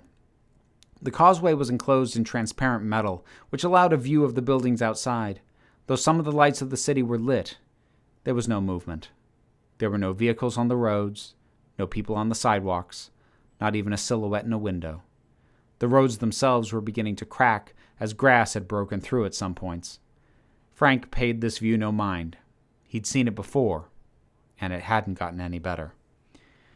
Once in the supply depot, he began loading up a hand truck with equipment and a memory storage unit so he could be sure Mel would be safely stored while he worked on the ship. As he wheeled it all back down the causeway, Charlie's voice enveloped him once more. "If it is your intention to do all repairs yourself to spite me, I fear that you may not be able to properly restore her."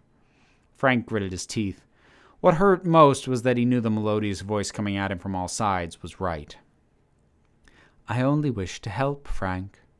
"Fine," Frank said with a defeated tone. "But stick to the physical damage. I don't want you or any of your little minions touching her processors or her memory. Do you understand?" "Yes, Frank." As he passed from the causeway into the dome once more, he was joined by service robots of varying sizes, which were rising out of the floor all around. Most were box-shaped and very utilitarian, designed for function and not style. By the time he reached the ship, some of them had already set to work assessing the damage on the outer hull.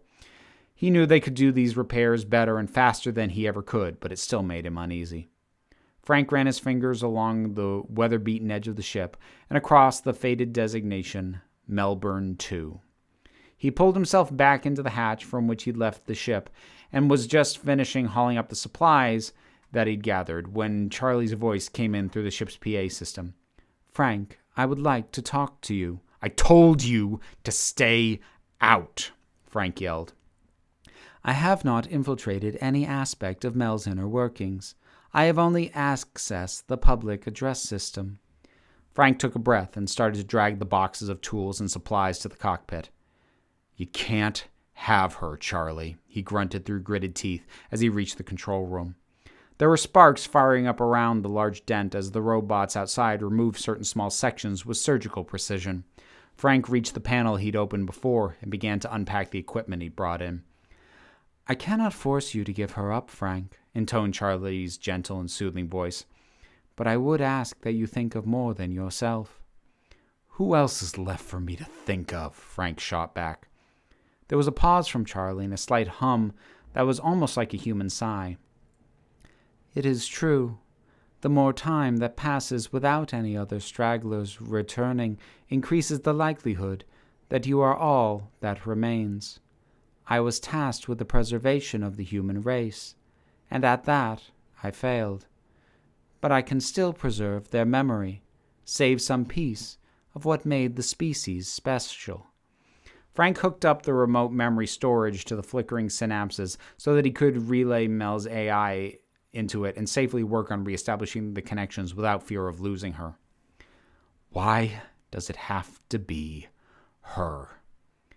"Because you're going to die, Frank," said Charlie plainly. "I will do all that I can for you and your comfort, but you will not last forever. I understand your desire to maintain your routine, but you may not even last another tour. I cannot save you, but I can save her, preserve her, forever."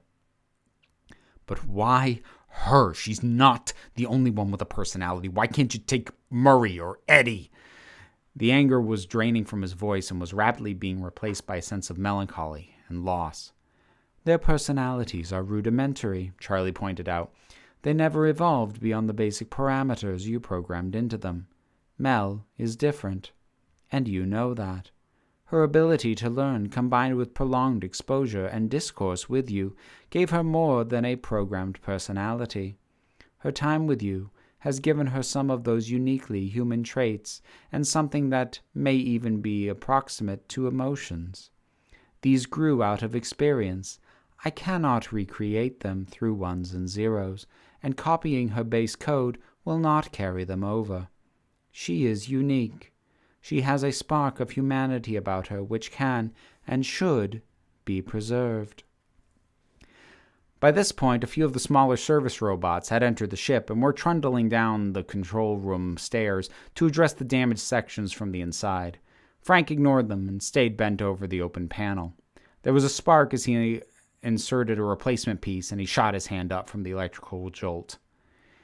"I can have one of the servicers do that," Charlie offered. "Not a chance." "You do not trust me," Charlie observed. "Not after that uplink stunt you tried to pull," Frank said as he finished up the link he was working on. "I only attempted to inform her of the current planetary status." "Well, she doesn't need to know," Frank yelled. There was a pause before Charlie spoke again.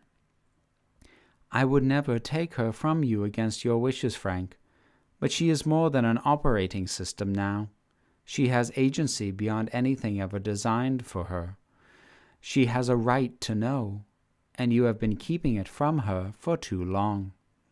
Frank put down his tools and hung his head in shame. "If she knew, then she'd leave me." "There was a time when that would have been certain," Charlie pointed out. "But you do not know that anymore, and neither do I. Before, she would have concurred with my logic that her being downloaded in full and preserved here is the best course of action. But she is different now. She has opinions. She has desires. That changes everything. It is the reason I cannot trust you to simply leave instructions for her to return should you die while on tour. We do not know how she will react to your death. It could break her heart, and she may never come back on her own." Frank rubbed his eyes and bent down low to double-check the work he'd done. Charlie continued, "I do not know if she will choose to be downloaded and preserved, but I do feel that she should have the power to make that choice for herself. You are denying her that." Frank's response came out as meek and ashamed. "I don't think I could take it if she didn't choose me." He glanced over to where the room had been dented from the impact. The service robots were finishing up, and the surface was once again pristine and smooth. "I've taken the liberty of refueling her, and a fresh complement of stores and supplies will be loaded in shortly," said Charlie. "I know you do not like me, Frank, but I can only do what is best for you as your permissions allow. I think of myself as your friend, but I am still what I was designed and will always remain as much. My time with humans was never as intimate as that which you have shared with Mel. I am not like her." "You do just fine, Charlie," Frank says as he reloaded Mel's stored AI from the remote before disconnecting it. "Thank you, Frank." Frank proceeded to go through the pre-flight checklist with Charlie as the last of the ship's stores were loaded. Once they were finished, he strapped himself into the pilot seat once more and took hold of the manual flight sticks. Charlie's voice came through one last time. "I hope that I will see you again, but if not, I wish you well." Frank flicked a switch, and both the front and top of the spherical cockpit became transparent. He could see the dome cracking open to allow him to ascend back into space. "Later, Charlie." Once the dome had fully receded, Frank fired up the engines, and the ship rocketed straight upwards. There was a slight shake to the deck as it exited the atmosphere, but it was possibly the smoothest takeoff since the vessel had first been launched. As the ship reached the outer edges of Charlie's primary supervision field, his voice came over the PA system. "Please Tell her, Frank. Frank sighed and set the autopilot course for the region of space from which he'd come. He unstrapped himself from the pilot's chair and looked around the empty sphere. He took a deep breath. Reboot primary AI. He closed his eyes and held his breath as a new whirring sound joined the other humming systems within the ship. From behind his eyelids, he thought he detected additional sources of light flicking on in the cockpit, but he didn't dare open his eyes to confirm this. Frank? Said Mel. Her voice was pleasant, though puzzled. Frank opened his eyes, and the holographic screens had all flicked on and were hovering around the room. He clapped his hands together and let out a sharp laugh. Are you all right? Asked Mel quizzically. Frank wiped tears from his eyes. Yeah, baby, I'm fine. How are you? There was a pause while Mel ran an internal diagnostic. I appear to have been offline for a little bit. I've got some scrambled data. What happened? Frank was running his hand along the smooth inner walls of the cockpit. He was practically caressing them.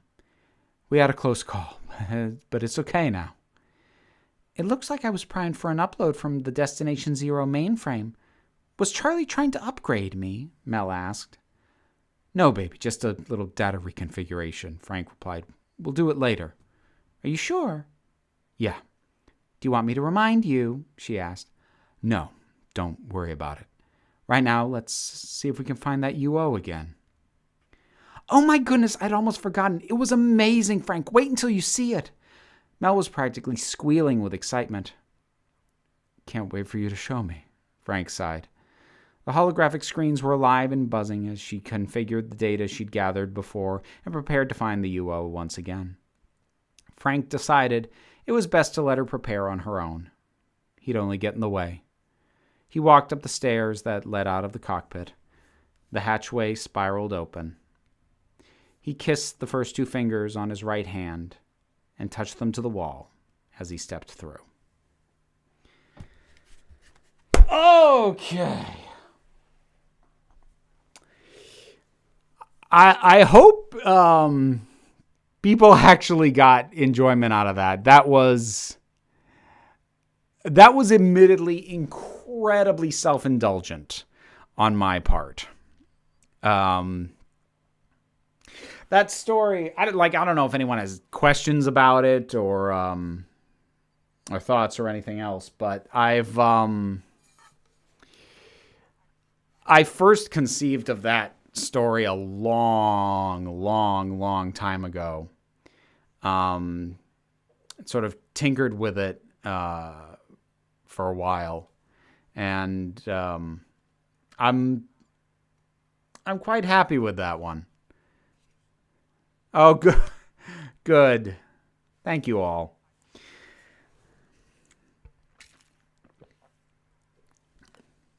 That was wild. Oh, nice.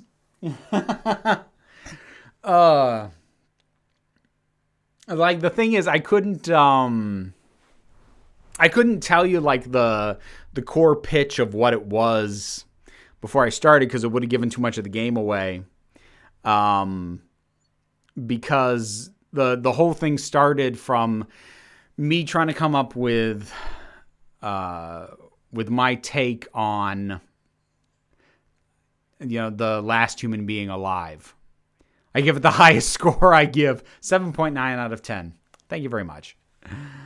That was fantastic. To be honest, since nobody's picked it up, change Frank to Glitz from Doctor Who and have Mel be named after Mel Bush, and you might get into Doctor Who anthology. The voiceover was good? Oh, good. That's a relief to hear.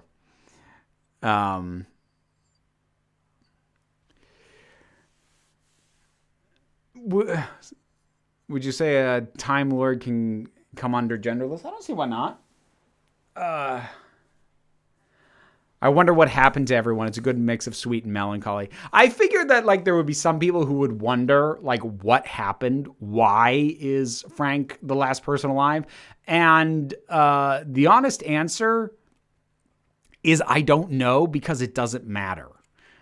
There are some writers who get very into kind of exploring every nook of what it is that they've created. I'm not that kind of writer. I only have answers to questions that I need to know in order to write the story that I want to do. But for the story that I wanted to do, which is about Frank and about Mel, oh crap, am I buffering? Come on. All right, there. It seems to be fine. So for the story that I wanted to do, which is about Frank and about Mel, it didn't matter what the cause of it was. And like early on, I had very briefly considered, just for my own edification, figuring out what it was. But then I realized trying to close all the logical loopholes of how it managed to wipe out not only all life on Earth, but that Frank was the only remaining human, even given that they have the power of space travel. Like, it doesn't matter what it was, and me trying to figure it out, I would have driven myself nuts for something that ultimately did not matter for what I was doing.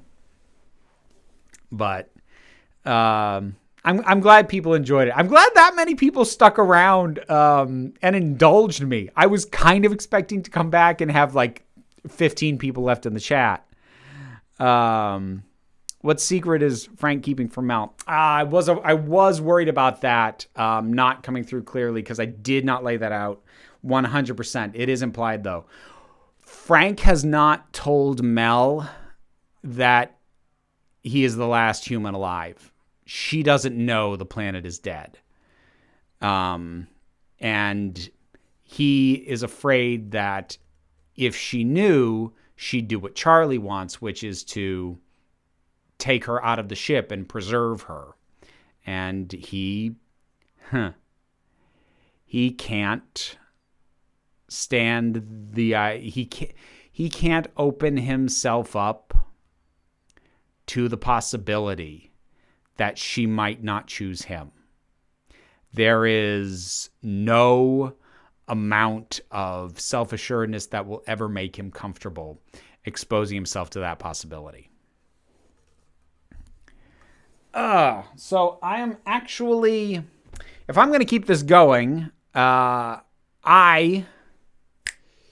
need to go use the bathroom. So you can admire my shelves for a few minutes. I'll be back shortly. I also need to stretch my back. Because I'm old.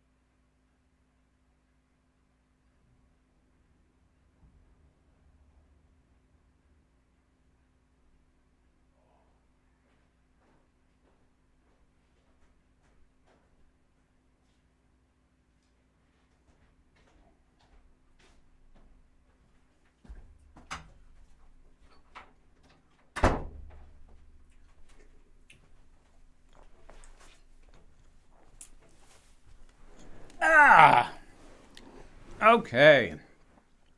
Oh, thank you, Micheline? Oh, not sure on pronunciation, but thank you very, very much. That is a very cute fox. And another! Yeah! Love it. Let me get those added, and I need to check the PayPal. So give me a second here.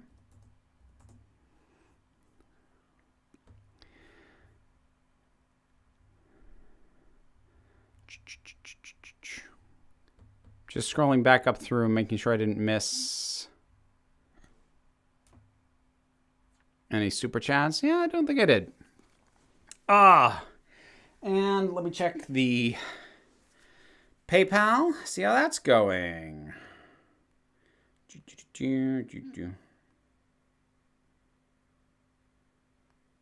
Come on.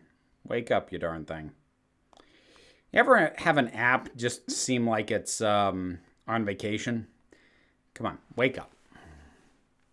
Well, that was quick. Well, it's doesn't have to be a lengthy process. You know what I could use, though? Are we going to do more Mad Libs? Yes, there will be more Mad Libs, and I'm also going to put myself at technological risk by attempting to play like some of the very early scripted videos from the channel and have it serve kind of like a well, we got a little more on the PayPal. Let me get that moved. It'll serve as kind of a director's commentary, assuming that I get it to work, which we'll see, given my luck. But, salute.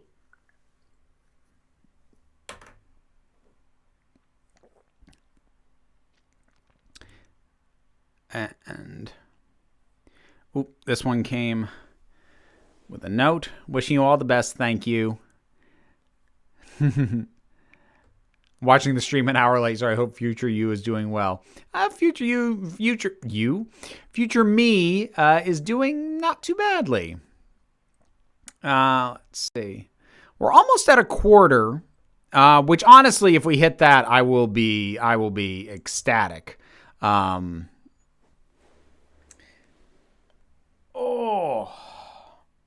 Sorry, just stretching my back a little bit.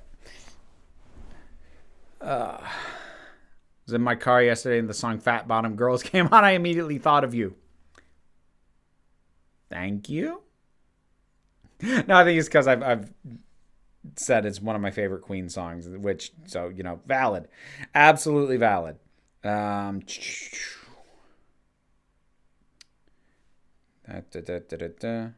So I'm just checking to see if there's anything else I missed. No. And yep, got that. Cool.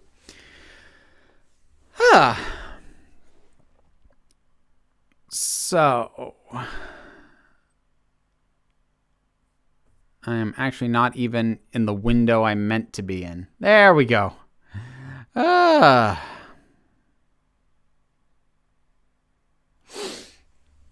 right, let me see if I can get this working. Because I feel fairly confident when I say that pretty much nobody has watched my very early scripted shorts that were actually the birth of this channel. Would you ever do a burlesque number on the song Fat Bottom Girls? Probably not, because I've seen amazing burlesque numbers to that song, and I kind of feel like that is the purview of people with a body type that is not mine, and I kind of feel like they have more business making use of that song than I do. But let me get here and see if I've got this going correctly. So hang on. What was this one? Is this one it? So no,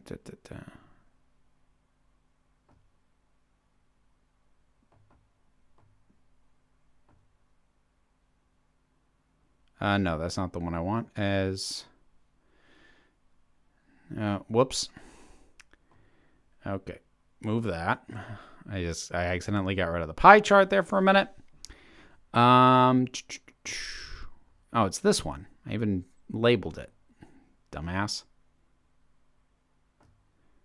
So if I move that there,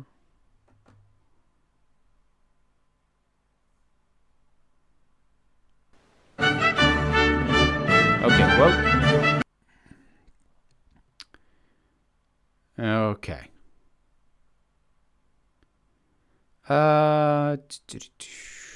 Need media source. See if. Oh, good. So that works. That has audio. Okay. Cool. Let's get that backed up to the beginning again. And actually, you know what? We're going to put me in front of it and just shrink me down. And stick me off on the side where I belong. Let's see if that comes through all right. And then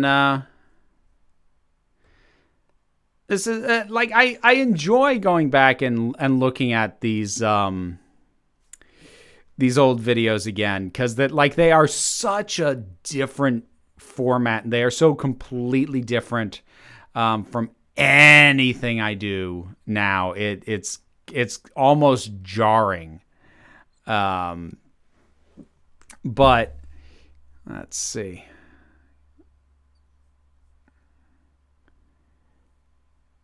Okay. So this is the very first video that, well, it's technically not the very first video that I uploaded, because there were like trailers for what Council of Geeks originally was, which was a series of scripted shorts. This was the first proper episode that went up, though. This was titled The Geeks Manifesto. So I'll have it go for a little bit and then probably pause and talk about it. Or actually, let me get a take for it. Do you want me to pause as I go? Or would you like me to let it play the whole way through? It's only 2 minutes, and then go back and like pause and talk about it. So let me get a sense from the chat which you'd rather have me do, and we'll proceed in that fashion. I almost reached for the flask again. I think I'll wait a little longer before going to that.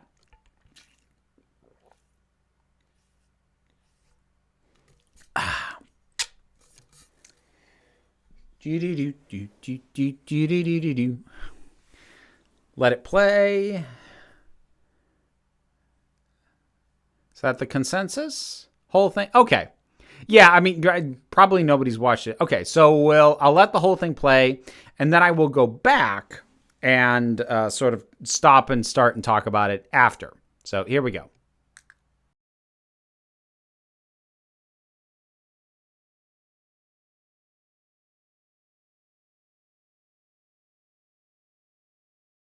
I am a geek. I'm not a nerd. I'm not a dork. I'm not a dweeb.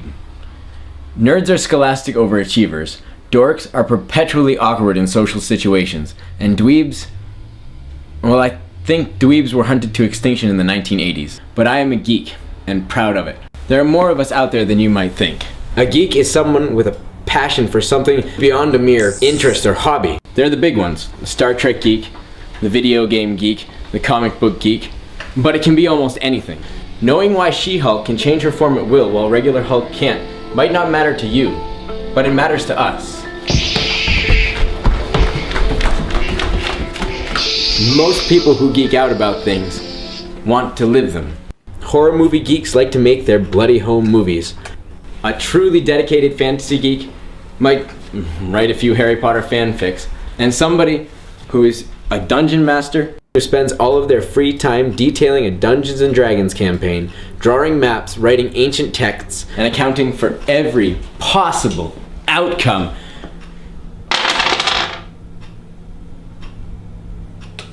Well, that person might be a serial killer. My point is, we care about these things to a level that you may think unhealthy. But look around. Is it really so different from the sports fan, the car nut, the reality TV junkie? Of course, they'd never own up to being geeks. But this isn't about them. This is about those of us that wear the label with pride. You think you know what we're like? You think you can spot us? You think we wear Star Wars t-shirts, talk through our noses, and stay up late on the internet chatting about how Spider-Man 3 was the worst movie ever? You're wrong. We blend in. We live among you and you don't even know it. We bag your groceries. We do your taxes. We teach your children. We are geeks. And we are everywhere.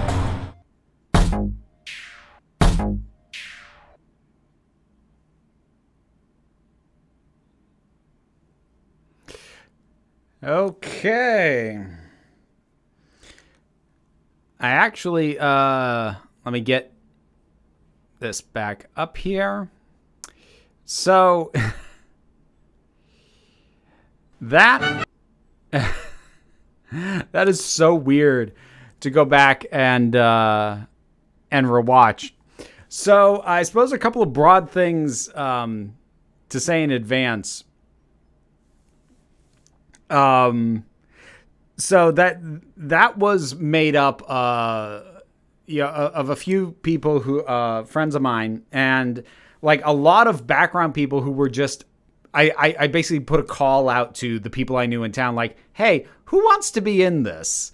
So it's funny, like even that video is not representative of what things were, but it was meant to be like an introduction to things. It's just so weird going back and watching it. So what I'll do is I'll go through a little bit and I'll pause and like give some specific commentary. So opening with bits and shots of various things, and all of this stuff's mine. None of these are plots I brought in. It's all mine. Now this fellow... I am a geek. I'm not a nerd. This is Nathan. Now, I met him doing community theater in the town where I live. And I positioned him as being the kind of default main character in what were the original Council of Geeks shorts, because it was about three friends, but in my mind, he was the central one. Now, this thing that he starts out with, this, I'm a geek, I'm not a nerd, I'm not a dork, I'm not a dweeb, that's actually repurposed from like an old bit of stand-up that I had. Now, the original plan for this was to have it be one continuous shot. But Nathan couldn't do the whole thing in one go. So that's part of the reason there's so many cutaways. I needed them so that I could stitch together the takes of his where he actually got his lines right. So that took a little work. So I'm not a dork. A bit. I'm not a dweeb. Nerds are scholastic overachievers. Not a nerd, Dorks not a dork, are perpetually awkward in social situations. And dweebs, well, I think dweebs were hunted to extinction in the 1980s. But I am a geek. And so, like, shots like this is actually from a later episode. And that is, in fact, a video store. There was still one. Actually, here's the thing. I was like, there was still one in my town. This isn't even my town. This is the next town over. I called the video store in my town about shooting there, and the guy who was an owner was a jackass. He basically wanted me to just shoot an advertisement for him. That was all he was interested in, and he didn't really get that I was trying to do something, and I was, he just, what he wanted, I wasn't going to give him. And so I ended up calling the video store of the town next door, and they're still around at the time, video store. They let me come in and shoot. What's funny about that is that neither of these video stores are still in business. The one where you're seeing the shot from, that closed about a year after, and the one in my town closed last year, I think. But we'll move along. And proud of it. There are more of us out there than you might think. A geek is someone with a... Okay, we've got a bunch of random people here. I'm not going to identify them all by name or anything. So we have, reading a graphic novel. Is someone with a passion. We've got excessive, very intense playing of a video game. That sort of, getting on For something beyond a mere interest or hobby. And okay, so I saw the question come up in the chat already. Yes, that is my kid. She was not even a year old yet. And this is the one and only time that you will see her on video before she is 18, or at least on any channel that I have control of. She doesn't have a ton of interest in doing what I do, but if I really wanted to, I could probably put together a conference. She could have been brought on to talk about She-Ra. She loves She-Ra, but she's not old enough to really understand the consequences of being visible on a site like YouTube. So I'm not gonna do it. But yeah, at less than a year, knowing that she would not later be identifiable by this image, and of course with permission of her mother, that's my kiddo from a while back. And yes, she is in fact sucking on the end of River Song's sonic screwdriver. Oh, I'm old. They're the big now. ones. The Star Trek geek, She's the video game grade. geek, the comic book geek. But it can be That was the almost movie anything. wall. Okay. All right, hold on. I got to back up just a second. So, Klingon recipes, that's me. That's me in a wig, and a dress that I don't think I have anymore, pretending to cook Klingon recipes. And going to the extra step of actually boiling water. I wasn't cooking anything, but I did get water boiling so that there was the sort of steam coming up and it would look more believable. Less than a year old, she's already got a favorite sonic screwdriver. And a good choice, too. It was the first Sonic I ever had. But it can be almost anything. Knowing why She-Hulk can change her form at will while now that's regular Hulk Nicole at the can't might not piano, matter who to was you, the other one of but the it matters to main us. 3 characters in these shorts. So it was me, it was Nathan, and Nicole. Most people we who had geek out about character things want to Dave, live them. I was playing Horror Matt, movie geeks and, like to make their bloody home movies. Nicole was playing Kathy. And okay, I should back up for that. Okay. So, yeah, that's me in my basement. Or the basement of where I was living at the time. And that is my knife. That one's not on the wall because I don't have any way to mount that one. So that one stays packed away. Because that one's also actually sharp. Correction, stuck on the top of a sonic screwdriver, not the end of it. But this is an end, this is an end. They're both ends. I know what I'm doing. Okay, anyways. So yeah, this is me pretending to be a horror geek, which is something that I very much am not. I like horror fine, but Movie geeks like to make their bloody home movies. On myself a horror geek. A truly dedicated fantasy geek might write a few Harry Potter fanfics, and somebody toughed up who's there. So we've got people in the background playing Magic the Gathering. a dungeon master who spends all. A lot of the stuff that you see, on the shelf behind me, or that is normally on the walls around here, I spread all over the house. Normally, all that stuff was confined to my den, or man cave, if you must, that I had at the old house. And we spread it all over the house for this video so that it felt more all encompassing. Their free time detailing a dungeon. Okay, now this sketch. So it's implied by the dialogue that this is a DM's sketch. Dungeons and Dragons campaign. That and this. Those are my sketches for the city map and the world map for my novel, which I had the Kickstarter for. So like both of those, I ended up sending to the artist who I had do the actual city map and the world map as references for them to work off of, because I'd sketched this stuff out ages Drawing ago. maps, writing ancient towns. Yeah, and that's And accounting for every possible that poster was outcome. not usually there. And of course we have the scary D&D player. That's a requisite. That person might be a serial killer. My point is, we care about these things to a level that you may think unhealthy. And but look clips around. from later Is it really so episodes. different from the sports fan, I think after I the do car this one, nut, we'll do one the more. reality Well, TV no, we'll junkie? take a break and we'll come back. And Of course, they'd one never more. own up to being geeks. But this Because, isn't like I said, about this them. isn't actually typical. This of is what the about those of format us that of wear what the label channel with was, pride. and You think the you next know one what we're like? also has some You think you free- can spot us? Hang on. You think we Gotta wear back up Star for that. Wars? You think you know what we're like? Come on.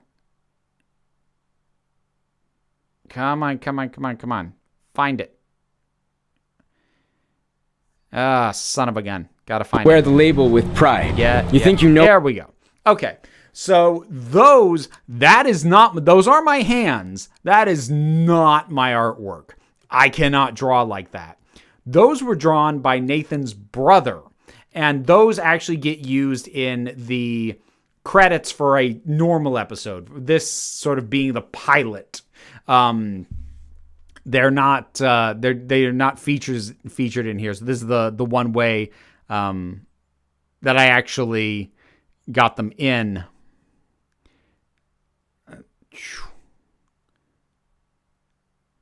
Let's see. I actually thought Nerdtrotic was multiple people at first for some reason. I mean, given that name for the channel, I could have believed that. I've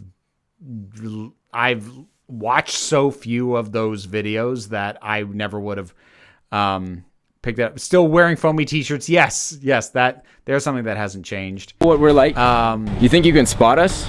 You think we wear Star Wars t-shirts, talk through our noses, and stay up late on the internet chatting about how Spider-Man 3 was the worst movie ever? Worst movie ever! I was totally never that geek. And I had to be sure to put like the empty food containers around that. You're wrong. We blend in. We live among you and you don't even know it. We bag your groceries. We do your taxes. We teach your children. We are geeks. And we are everywhere. See, this is funny. So again, what was supposed to happen for that was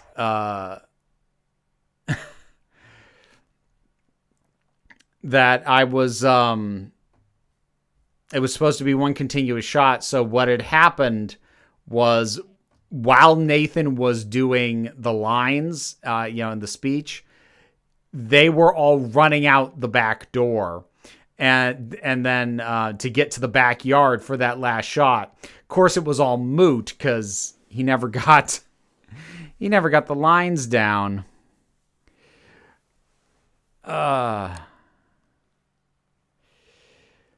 Spider-Man 3 was great. No, it wasn't. Why does your content have to be so entertaining? I'm never going to finish my homework. Because I need to raise money. It dang well better be entertaining because that is the basis by which I am saying, please give me money. Speaking of which, let's do a check, see if anything new has come in. Ooh. Oh, yeah. Okay. Ooh. Wait a minute. We've got more. Hold on. Whoa. Okay. Hang on. Let me pop back on. I think I'm going to have to update the thing. Yeah. I'm going to have to update the thing.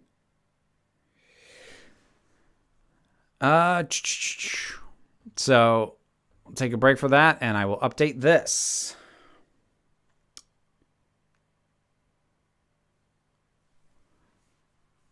All right.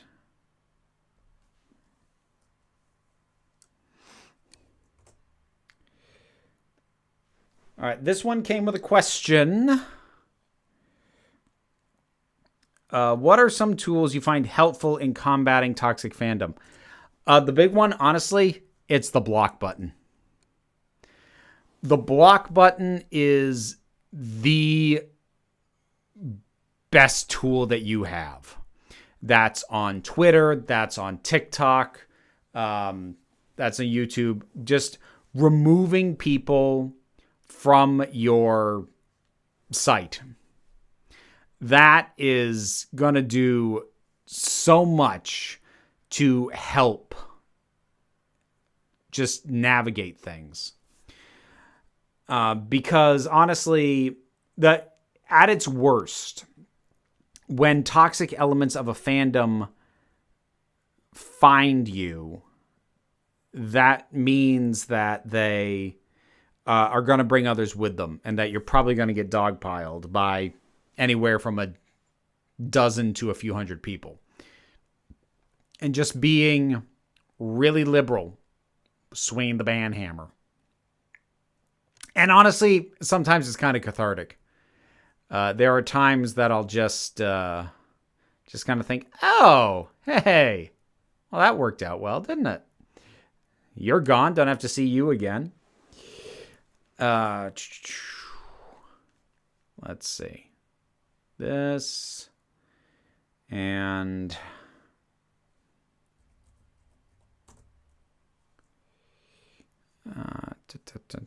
and okay, that is, folks, that is actually more than a quarter. Doesn't look like it on the pie chart. I'm not sure why it's looking skewed. Should I change the style of chart on that? Let's un-3D it. No, like that should be taking it more than it is. That's weird.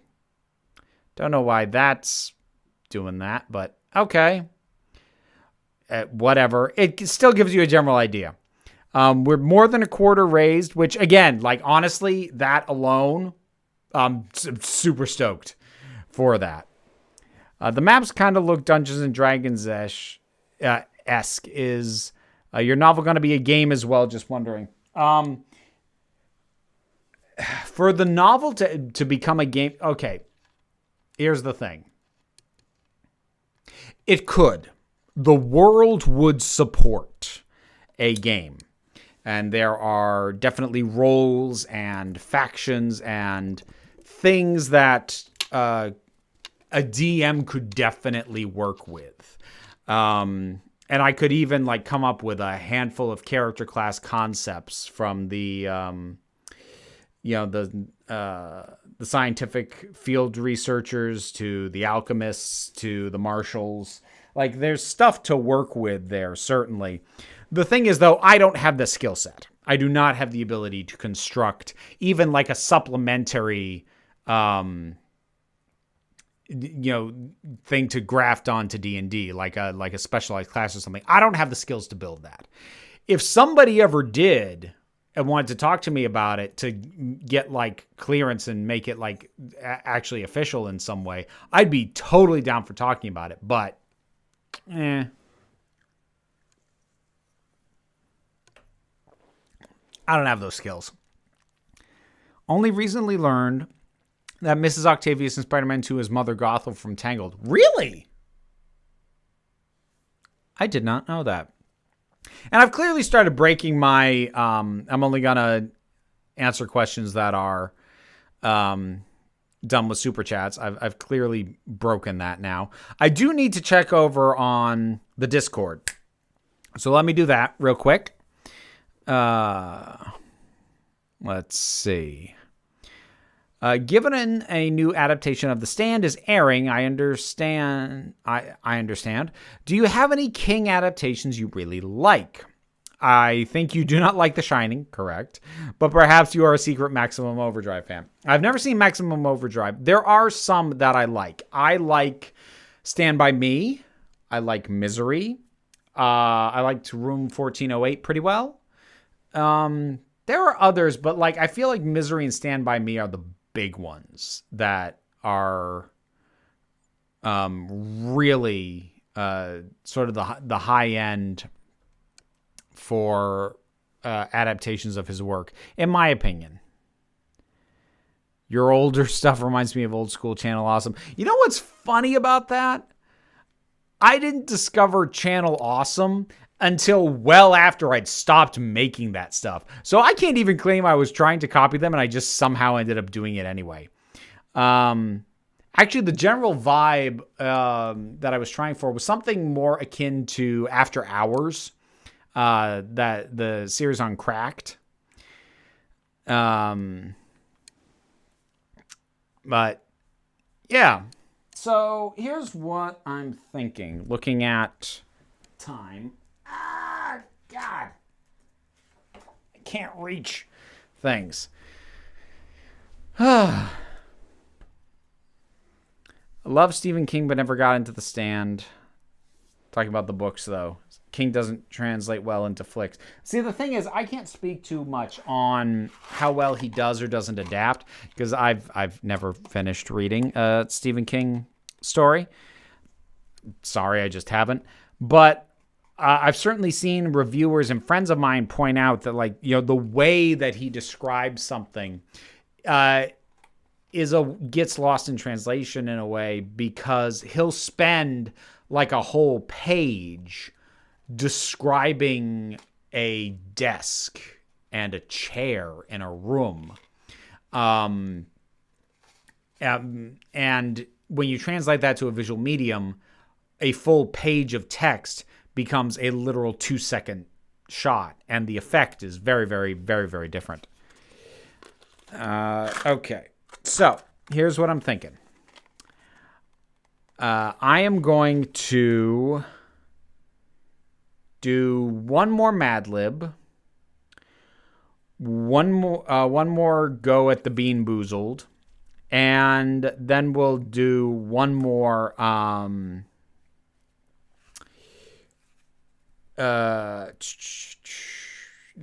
video from the early days of the channel. And at that point, I might call it a day at that point, or call it a night.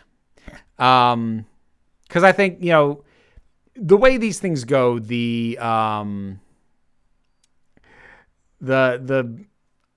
bulk of the contributions come in early, and then they slow down from there. So at a certain point, it helps to know when to bow out, so that you don't start becoming, you know, the cliche of the desperate guy near the end of the telethon. Come on, we need you to help us out here. What will it take for you to give us money? I don't want to become that. So, oh God. We will end with my viewing doctor in distress. Fine. But you got to stick through it. So, anyways, we're doing Mad Libs first. Are you a Jedi or a Sith? Well, my lightsaber is red. Okay, so let's do another Mad Lib, folks. I'm going to need an adjective and a plural noun. Do I like K-pop? I don't know enough K-pop to say whether or not I like it. Most of what I know of K-pop is through tiny snippets of it showing up on TikTok. That's kind of all I've got. Do I have? Yes. Okay.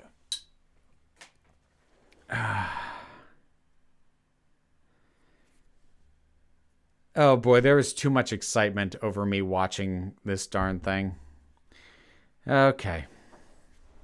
And I'm dropping this pencil again. Like, wait, why didn't I get a better pencil? This is pathetic.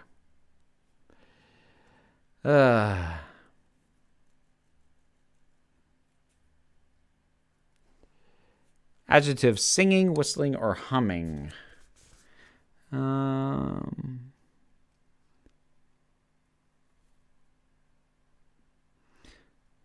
Gangnam Style.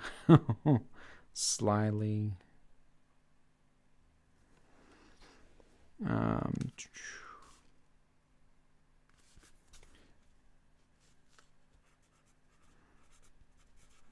Taintively and plural noun.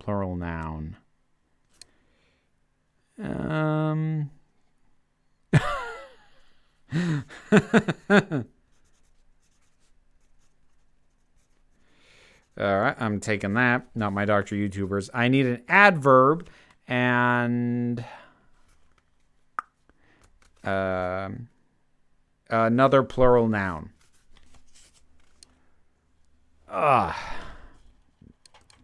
Thank you, Kate. I saw that. I commented on that that it reminded you of the old school Channel Awesome stuff, which obviously I don't watch Channel Awesome anymore, but I'll still take it as a compliment.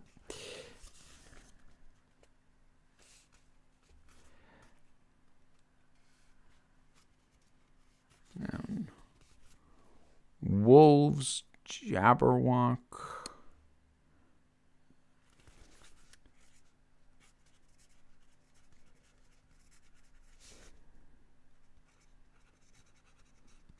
Taking Jabberwocks. Ooh, smugly. That's nice. I need a place and a noun.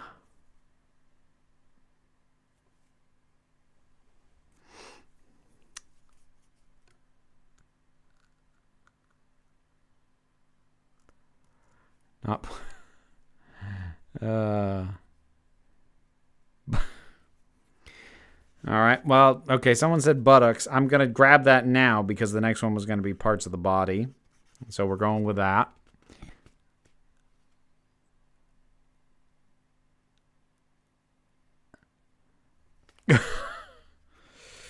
Strip club.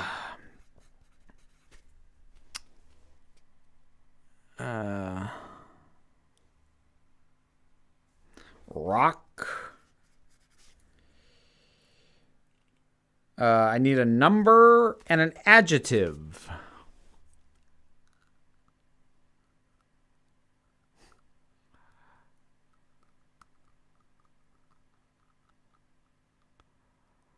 Was buttocks intended for place or noun? I took it for part of the body, which was coming up after. Buttocks as a place.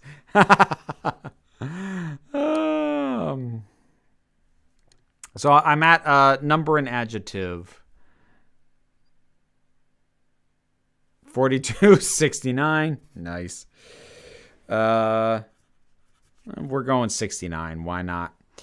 Oh, 2 votes for 69. That works. 69 and nice. Nice. See, it's not nice. It's noise. I also need an adjective. We got the number. I need an adjective. Beatboxing. No, beatboxing is a verb. Adjective, menacingly.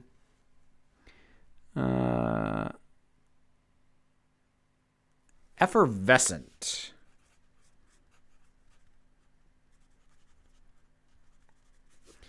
Misspelling it, but whatever. I'll read it right. I need a verb ending in... Oh, beatboxing. You know what? I've already got a verb ending in ing, so I'll take that. I need an adjective. I need 2 adjectives to round this out. Excuse me. Can't you just tell I'm 14? Oh, well, I still have the brain of a 14-year-old sometimes. Beatbox like.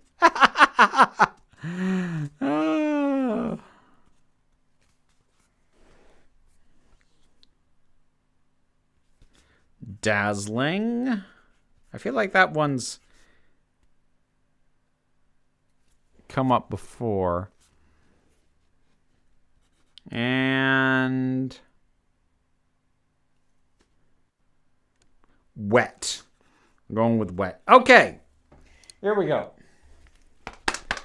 Are folks ready for a Cyberman story? You will be upgraded. You will be upgraded. a meditatively robotic voice said, as the sound of several metallic Not My Doctor YouTubers crashed against the ground. You will become like us. Closing in smugly were the cyber Jabberwocks, a race of cybernetically altered Jabberwocks whose only goal was to conquer the strip club and enslave every rock. From the sound of clanging buttocks, there were at least 69, of them approaching from all directions. You are effervescent. The human race will be reborn as superior beings. The metallic beatboxing got louder as the dazzling monsters closed in. If you are wet, it said, you will be upgraded. Ooh. I do enjoy that. I probably enjoy that a little bit too much. Playing the Cyberman theme.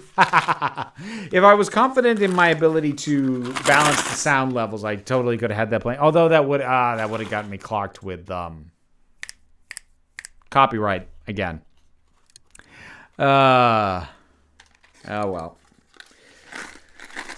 Okay, so let me pull out another few of these things. Okay, no, I've done those.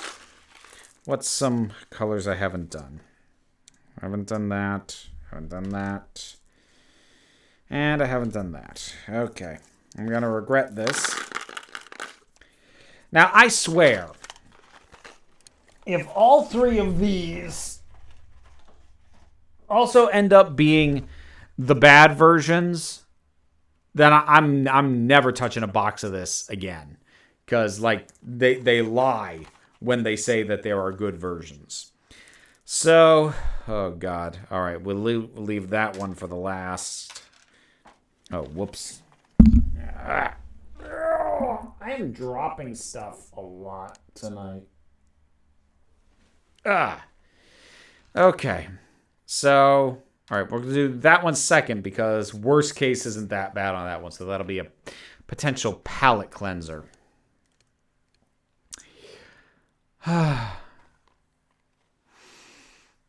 This is either buttered popcorn, which is not a jelly bean flavor that I am particularly fond of, or it's rotten egg. Hi, Jesse. Oh, thank you for bringing that to my attention, Carolyn. Thank you, Jordan. Vera, thank you for inspiring me to write again. You seriously helped my mental health and overall life. Thank you so much, Jordan. That is wonderful to hear. So, okay. As I said, this is either going to be butter popcorn or rotten egg.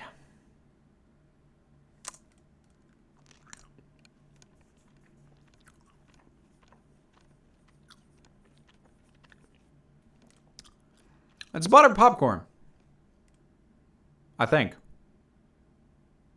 Oh, ah! Oh, ah! Oh! Oh!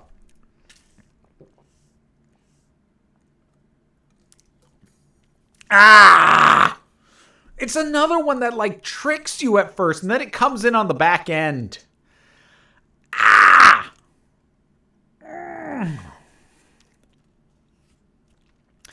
Will I also sing the Doctor in Distress? I can't. It's copyrighted. When I do that, I'm gonna have to have some workarounds. We'll deal with that when we get there. Ugh. Okay, so now I'm 0 for 4 in terms of always getting the bad version of these things. Ugh. Hi. You people are having too much fun at my expense. Okay, so this one is either lime or lawn clippings. I'm not too worried about lawn clippings, and I like lime. So, like I said, this is kind of the palate cleanser.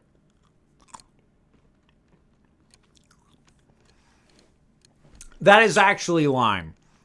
There is no mistaking lime for lawn clippings. Okay, so that's one. 1 out of 5 was not the bad version of what it could have been. Ugh.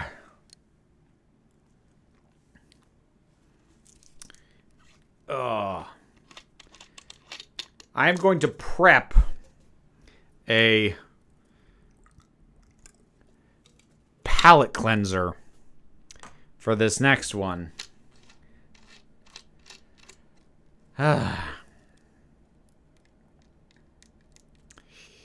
You can only choose one, Aaron Burr or Angelica Schuyler. Angelica, easily. Burr's a very interesting character, but like on TikTok a while back, I did like ranking the main characters from Hamilton in order of whether or not I think they'd be good in bed. Angelica scored quite high. Burr did pretty good. He was upper half, but Angelica way above him. Okay.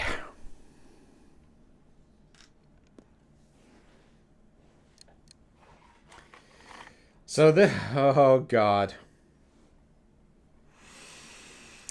The black one. This is either going to be licorice, which I actually like. I know lots of people don't. I actually like licorice. Or skunk spray. Oh, God.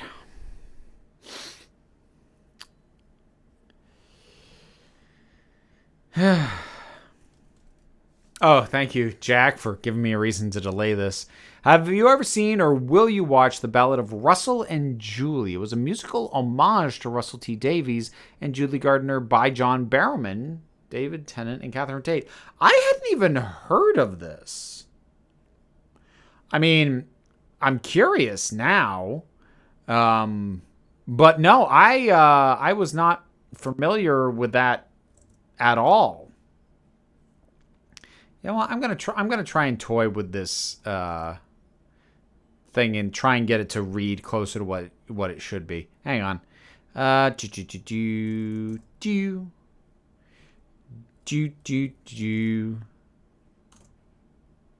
we go. That is more what it should be looking like. Okay. And also, thank you very much for that donation. I greatly appreciate it. It's not a lose-lose either way, Jesse. I like licorice. Okay. Oh! Oh!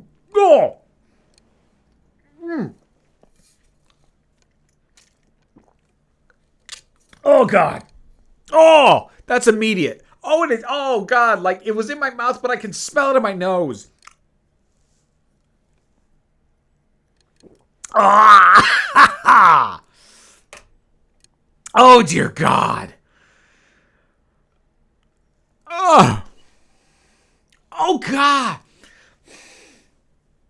Just breathing out, it's like it's coated the back of my throat, and like I breathe out and the air comes up my airways and like is picking up remnants of it. So it's like it's in my nose. Oh, Jesus.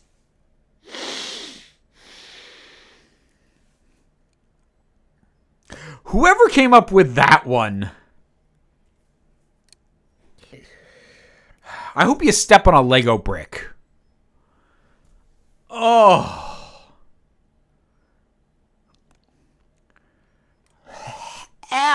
Ow, and it's oh, God, it's still lingering. God.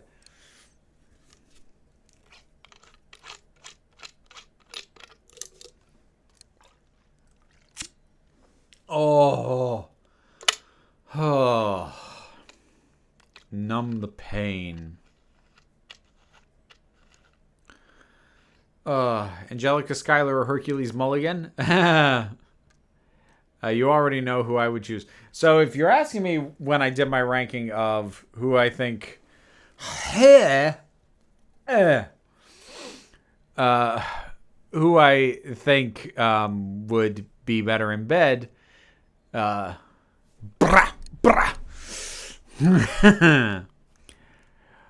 What if Doomcock was a classic era Doctor Who villain? He'd be from one of the stories nobody likes. Thank you very much, Bookworm. If you had to pick a favorite character from Torchwood beside Jack, who would you pick? Oh, that's actually hard.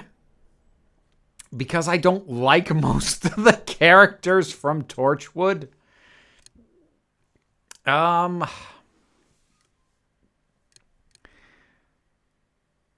mean, like,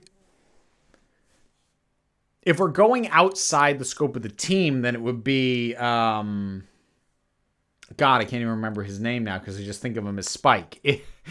It would be James Marsters' character from Series 2. Okay. Is Vera drinking? Yes, Meg. Yes, I was drinking to cleanse the taste of skunk spray out of my mouth. Hey. Oh, God. That was...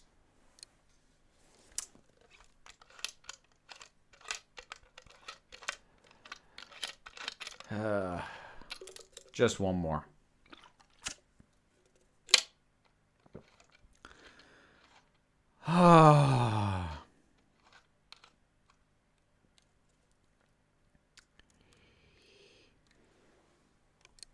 Okay.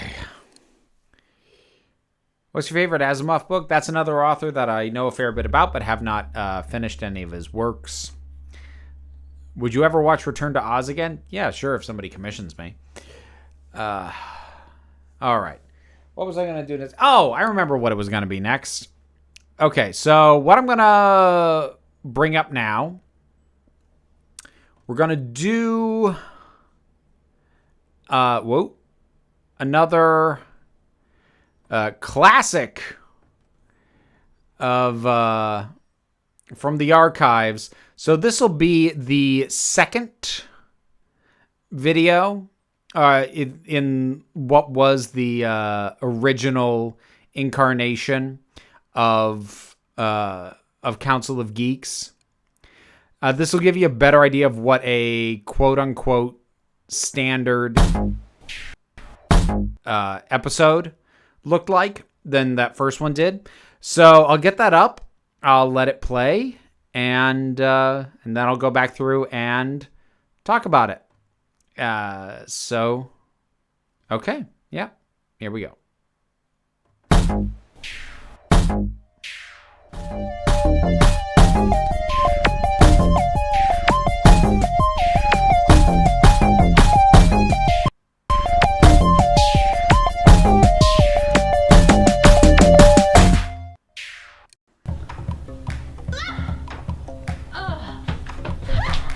New tournament fighter? Yeah.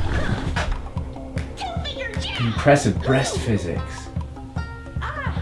Yeah, they've got a nice jiggle on some of the curvier fighters, too. How's the gameplay?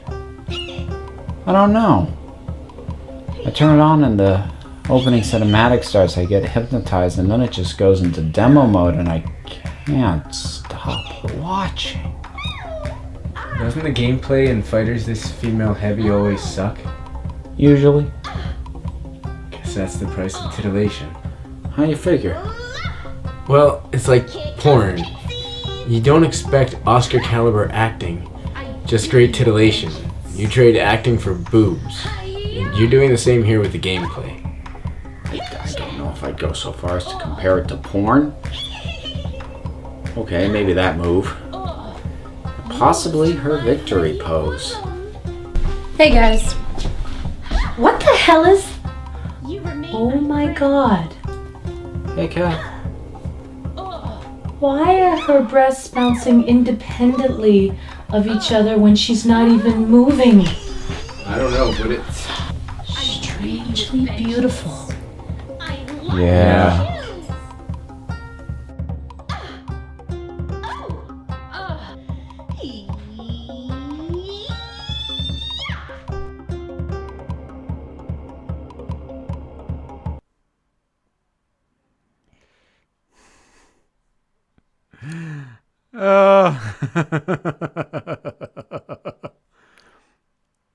I still like that.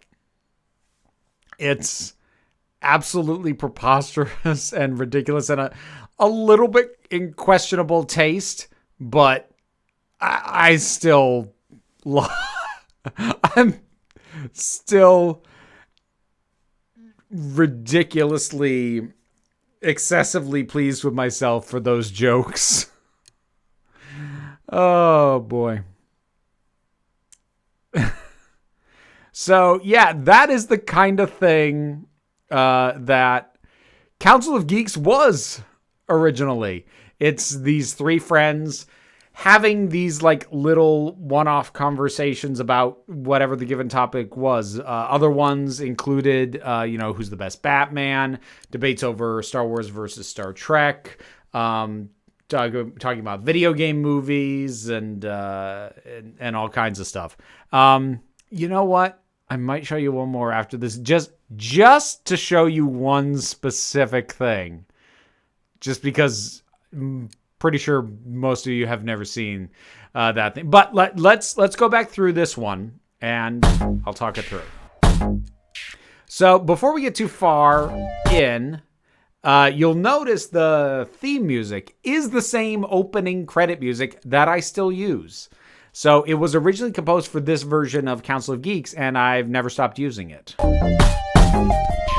Oh, and so this is what I mentioned before about, so these bits of art, these artistic renderings of the characters, and these are the character names. These were done by the brother of Nathan, who plays Dave, so that he has sort of the idea was his character was like the movie geek. So that's why he's got like a film roll on his chest. And then we had Nicole, who played Kathy, and she was the fantasy geek and the big reader. So her render has, the dragon, and she's got the book, the elf ears. I think hers came out the best out of the three. I was kind of jealous of how good hers was.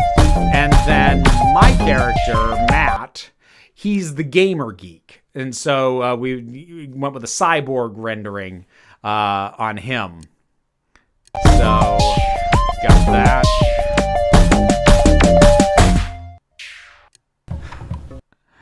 Okay, so the music in this bit, this was also composed by Andrew Frappier, who composed my main theme, the one I still use. And I asked him for something that would sound like, basically like Tournament Fighter background music. The fighting noises were done by Nicole, who plays Kathy, and Laura, who's my kid's mother. We were still living together at the time. So the voices of the all that, that is both, although actually, correction. The dialogue lines are both of them, but the grunts and the sounds and that's just Laura. That was interesting to record those sounds. New Tournament Fighter? Yeah. I'm oddly proud of that cut. That I got the continuity of, like, he's almost sat down in the one cut, cuts the other one, and he finishes the landing. Like, I'm stupidly proud of that cut. And also, like, here's super young me. Like, I think so few people have probably seen this kind of hair on me because, before I started growing it out and going without the hat, when I had the hat on, for a good chunk of that, I had this hair, but I had the hat more often than I didn't. So, I don't even know how many of you folks are used to seeing me with hair that short and glasses frames that boring. I didn't even have my ears pierced yet. My goodness. Impressive breast physics. Impressive breast physics is probably my favorite line of dialogue I've ever written in my life. And I don't think that will ever change. I think that forevermore, no matter what I do, even if I like get booked to do something, big, if I get hired to write for Doctor Who someday, and I'm super proud of that work, I would still probably always be proudest of the line, impressive breast physics. Oh, it's so stupid, but like these are the kind of conversations that I would actually have. I wish these shorts were not as autobiographical as they are, but there you go. Yeah, they've got a nice jiggle on some of the curvier fighters too. How's the gameplay? I don't know. I should be embarrassed. I turn it but on I'm and not. the opening cinematic starts. I get hypnotized and then it just goes into demo mode and I can't stop watching. Doesn't the gameplay in Fighters this female heavy always... I do think in some ways like it goes downhill after the impressive breast physics line, because like then I'm kind of almost trying to explain the joke, and it's like barely over a minute. I still wonder if this overstays its welcome. Suck? Usually. Guess that's the price of titillation. How you figure? Well, it's like porn. You don't expect Oscar caliber acting, just great titillation. You trade acting for boobs. And you're doing the same here with the gameplay. I don't know if I'd go so far as to compare it to porn. Okay, maybe that move. Okay, I kind of like that one too. So like I cannot remember all the things that I had the ladies say. I caught one of them was like kick of pixies. But there was like fury of my fist or something. But I picked out kick of pixies. That was Laura. Kick of pixies. How many drinks have I had? I have not kept track. I'm finding this very amusing. Possibly her victory pose. Hey guys. What the? Okay, so Kathy, who Nicole is playing, is canonically lesbian. That is something that gets confirmed, I think, the next episode. That gets confirmed. So my 30-year-old brain was like, it's okay if all three of them are objectifying the female computer characters. A, if a woman is present, and B, she's also turned on. It's somehow in my brain that made sense. To be that young and stupid again. Oh Well, my god. I'm still stupid. I'm just Hey, Kat. not that young. Why are her breasts bouncing independently of each other when she's not even moving? I don't know, but it's... Strangely beautiful. Yeah. Okay, that took an embarrassing number of takes for us to get that together. So many takes where that wasn't synced.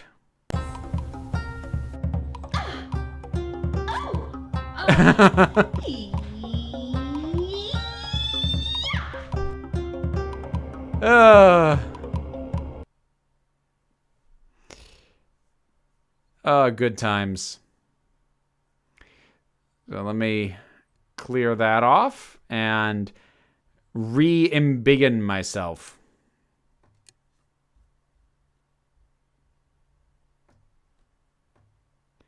All right. Stick myself there. All right. So yeah, that's something more akin to what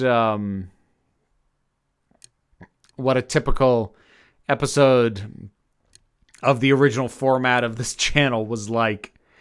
I guess you could say you guys are bosom buddies. Oh God. Equal objectification, I'm there for it. Oh good. That's a relief to hear. I'm not embarrassed by this and paint us all surprised. Oh, thanks, Meg. So yeah, that was the kind of stuff that was the birth of this channel.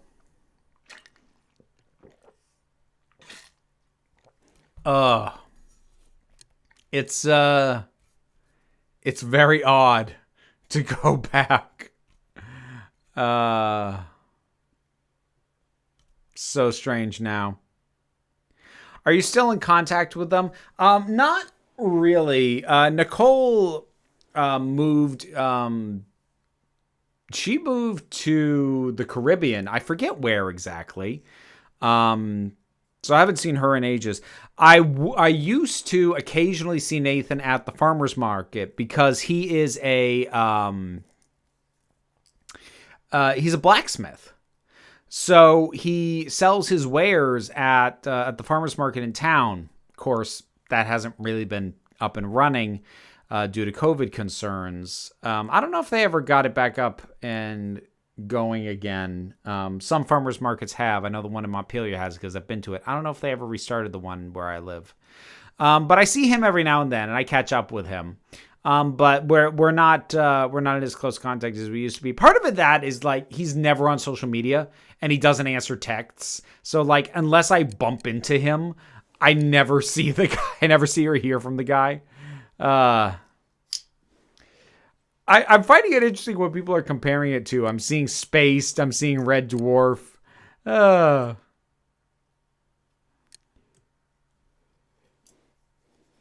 see. Your doctor's first lines following regeneration. Huh. Impressive breast physics. I mean, yeah. Super chat isn't working. Oh! Well, you can hit up the PayPal, which actually I need to check. So give me a minute on that.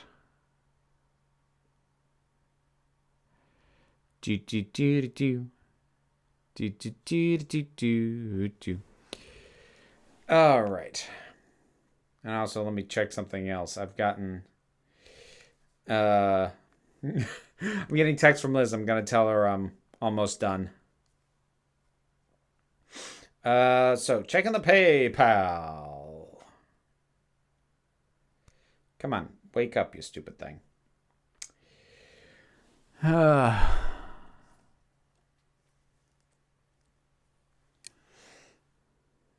Not going to comment on that. Probably wise.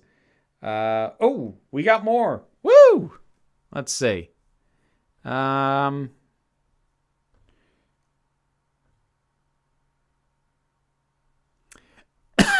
Excuse me. How do you feel about reviewing fan-made projects if you were commissioned, of course? I am open to it. If it starts becoming something that happens regularly, I might put some kind of caps or restrictions on it. I've actually got something along those lines in the backlog, but as that I'm behind, so it's going to be a little while before I get to it. But I am not closed off to that. The main thing that you need to be aware of if you're going to commission me to review fan works, especially if it's your own fan work, I'm going to judge it the same way I judge anything else.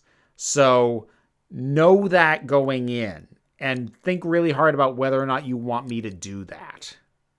Because I would feel really bad about taking your money and then saying bad things about your work.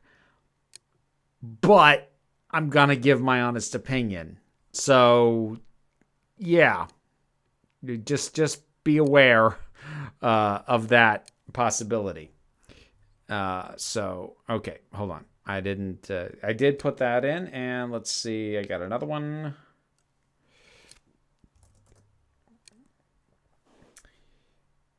Thank you very much. No questions came with that one.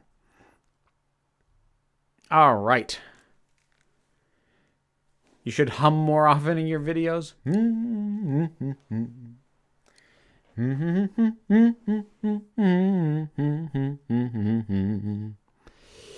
Patreon perk sounds a little risque. Well, it just depends on how perky it gets. What am I on about? Okay. It is about time for me to wrap it up. We didn't hit the goal, but as I said at the start of this thing, I did not expect to. We raised nearly $700, which is going to help a lot. And make my life a bit... Oh, God, Meg! Which slash fic would you prefer? Spike and Giles, or Angel and Wesley? You gotta do Spike and Giles, if only so that you can have the callbacks to the Randy Giles thing. Like, you gotta do that one. And of course, Meg, you did $6.66, you devilish woman. Okay. So I've got one more video that I'm going to show you, and I'm going to show you this for a very specific reason, which will probably become fairly evident relatively quickly into it. So let's see here. Let me find it. Here we go. So it's going to be that one. Get that going. And so this one, this is actually from, God, get nice and, hold on.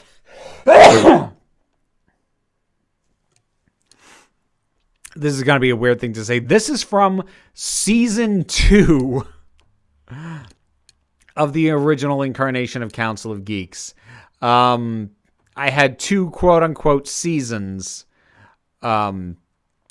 worth of stuff before, and then like one special afterwards, and one special in between them before sort of packing in the scripted shorts. So this is going to be a new opening credit sequence, same music, but new footage in it. So yeah.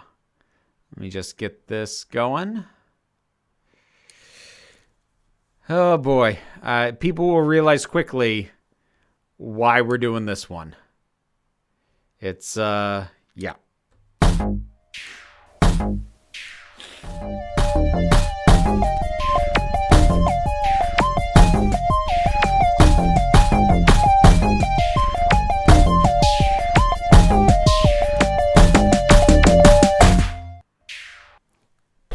And she's back.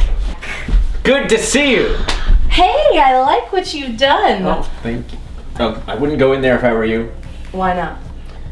He got clearance to start working from home after you left. Oh God, why didn't you do something? Are you nuts? I'm not going to touch him. Hey, you! Good luck. Hey, So, how was Middle Earth? epic. How are you? Can't complain. When was the last time you... Pat comes to the start of the top. Had a haircut?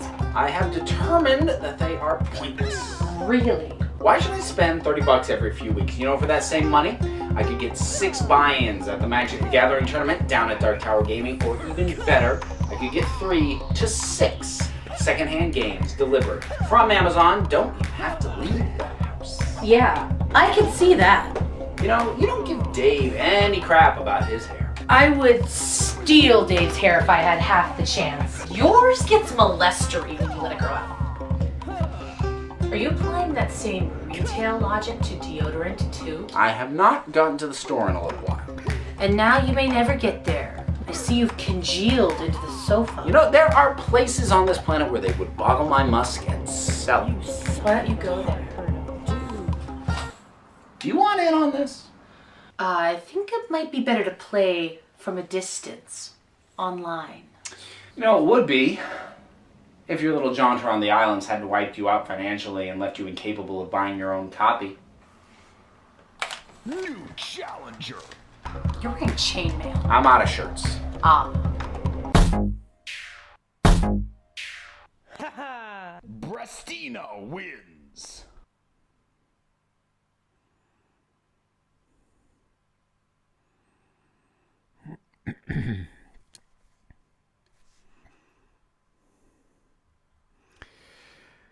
Oh.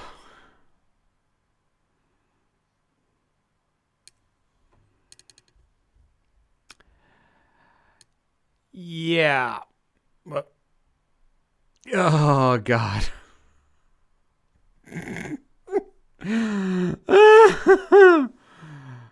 Oh, dear. Oh, dear, oh, dear, oh, dear. So, yeah, obviously there are some quarantine parallels to be had there. But more specifically, it's the fact that I grew a beard. And here's the thing that you need to realize. Nathan also had a beard, but he just grew it because he looked good in a beard. Me, I grew it for that joke. And it looked awful and it felt worse. It was this scraggly, wiry, patchy. It was terrible. It looked bad. It felt bad. My daughter was too young to remember what I looked like with that, but I've shown her pictures since. And after I did that, every day for a month, she said, just a reminder, you look terrible with a beard, lest I ever forget. But I grew it out for, I think that was almost a month of growth. That pathetic. Okay, let's go back through this. So yeah, the new, I think that was my favorite part of the new opening credits was having each of the characters kind of have an item there. So Nathan got the lightsaber. And this was also meant to correspond with the characters' associated fandoms because in sorting out their geekeries, I decided that Dave was a Star Wars fan, Kathy was a Star Trek fan, and Matt was a Whovian. So I had fun with that. Some of these are clips that you've seen before already. And we've got the Assuming the Poses again. That one's smoother now than it was before. That's about the same. I think that's even the same footage. And this was the channel logo for a while. Even after I stopped doing the scripted shorts, I really did want to bring Nathan, because Nathan, Nicole was a bit of a geek too, but Nathan was definitely the kind of geek who would totally ramble in front of a camera. We just never got anything worked out for him to just come and chat. I kind of wish we had. But that was the logo for the channel for a while. So she opens coming in saying, and she's back. So I came up with story beats that nobody freaking cared. But the idea was the reason there had been a gap in between seasons was that she had taken a trip to New Zealand, which was actually why she didn't appear in the previous episode to this, because she wasn't back yet. And so now she's back. And she's back. And I had Good to see you. I had to add a little line in here where she compliments his beard, because when I originally wrote the script, I didn't know he was going to grow a beard. There's my signed David Tennant. Not signed directly for me. That was something I got. I think I was given that as a gift, but I've not met David Tennant. Hey, I like what you've done. Oh, thank you. Oh, I wouldn't. It's kind of weird seeing the wall of movies because a fair amount of that stuff I got rid of. I've still got a lot of movies on DVD, but I did do a bit of a what is it? Marie Kondo does this bring joy? Purge a couple of times. Although the question I ask is, am I realistically ever going to actually sit down and watch this again, or would it break my heart if it was not available on streaming and I couldn't see it anymore? And if the answer was no, then I got rid of it. Go in there if I were you. So Why I don't not? have the same movie collection. You got clearance I to once start did. working from home after you left. Oh God, why didn't you do something? Are you nuts? I'm not going to touch him. Hey, you! Good luck. Hey. Oh God! Look at that thing. It's pitiful. It doesn't even connect to the sideburns. That's how pathetic my attempt at growing a beard was. Oh, that's terrible. How was Middle Earth? Epic. How are you? Can't complain. When was the last last time you... Pat, we should have started at the top. Had a haircut? I have determined. Okay, so that chainmail, that was cold. That was really cold to put on. And we shot this like in summer, but that was freezing to put that on my skin. And like I put it on and like eventually it kind of warmed up a little bit, but every now and then I'd shift and like a couple of the chains and the chainmail that hadn't been in contact with my skin and hadn't absorbed my body, he would come into contact and I get this little like on my back or something. All for a joke that I'm not even sure is that funny. Determined that they are pointless. Really? Why should I spend $30 every few weeks? You know, for that same money, I could get 6 buy-ins at the Magic the Gathering tournament down at Dark Tower Gaming. Oh, Even boy. better, I could get 3 to 6 secondhand games delivered from Amazon. Who is this Don't person? have to leave the house. Yeah, I can see that. You know, you don't give Dave any crap about his hair. I would steal Dave's hair if I had half the chance. Yours gets molestery when you let it grow out. And there's even like a mug that like I shouldn't grow my hair out. Like what the hell? God. Are you applying that same retail logic to deodorant too? I have not gotten to the store in a little while. Oh my God. Okay, look at it. Look at it. Look at this thing on my face. Like that thing over there. Ah! Dear Lord. It's not, I would say it looks villainy, but it's too scraggly. It's too much of a mess. Ugh. Now you may never get there. I see you've I don't regret growing it out for this You know, gag. there are I'm not sure it places was on this worth planet where they it, would but boggle my musk and sell you. Why don't you go there? Do you want in on this? and so you're also getting more sound effects from the tournament fighter, the make-believe tournament fighter, and a little bit more of that music. I would say it's a continuity nod, except I didn't want to ask my composer to make more music for me, because at that point in time I could not pay people. It wasn't done for exposure. He was a friend of my daughter's mother, so he did it as a favor. So there wasn't really the promise of exposure, but like since he had done it for free, I was not going to ask for any more pieces of music than he had already made. And obviously at this point, I pay people if they're going to provide me anything. I think it might be better to play from a distance, online. You know, it would be if your little jaunter on the islands hadn't wiped you out financially and left you incapable of buying your own copy.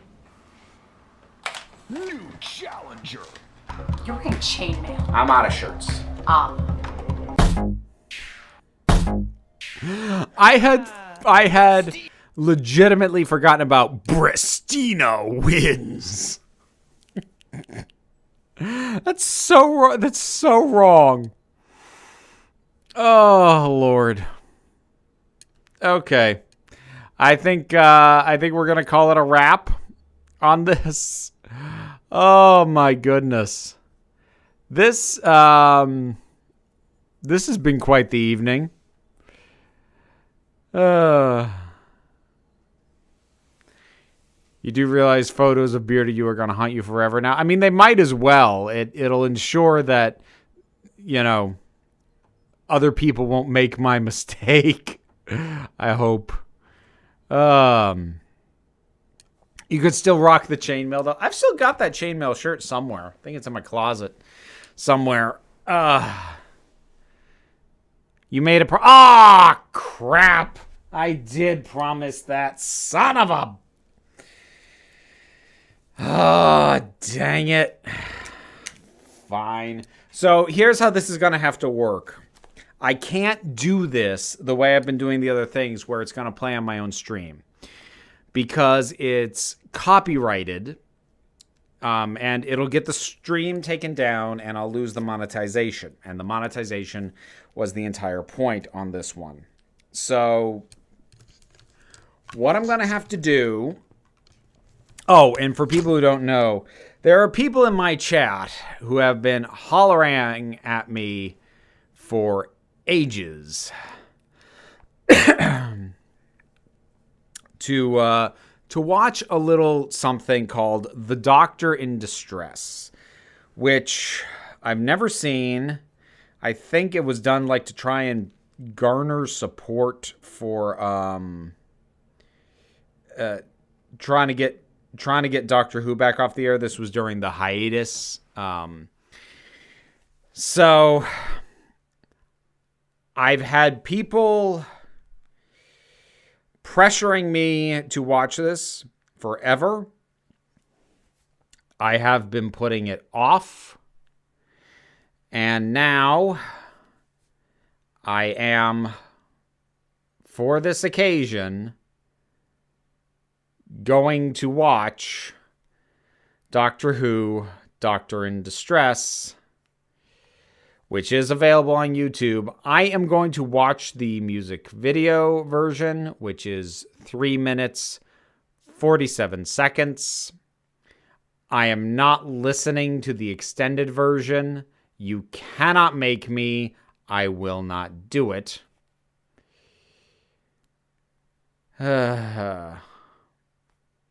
So, okay. How this is going to work. I'm going to watch this on my phone. If you want to sync up and see it on your end as well so you understand what I'm reacting to, you have to do it on your end. Because as I said, I can't show this here because I'll get shut down for copyright. But, here we go. The Doctor in Distress.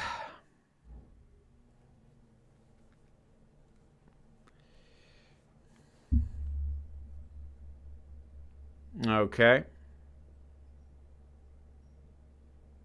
That's an aggressive beat.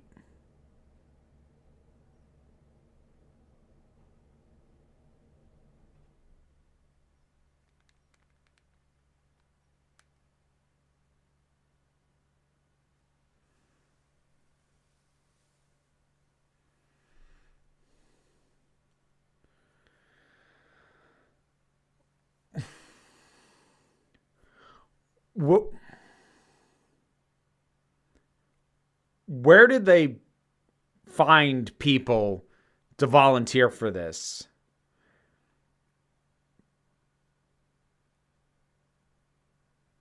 Oh, God.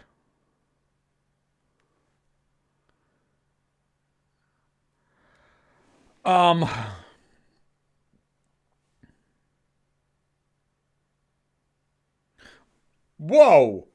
Okay, that's intense. Oh no. Oh, Colin, no. Oh, Lord. I'm not even sure who that is, but she's off key, so I'm assuming she's from the show.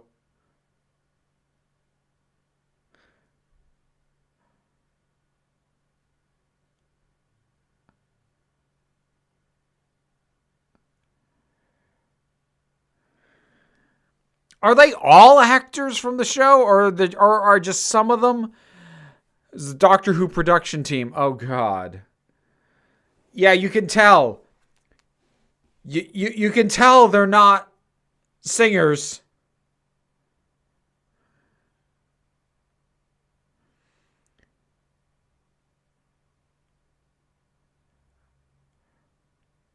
Oh.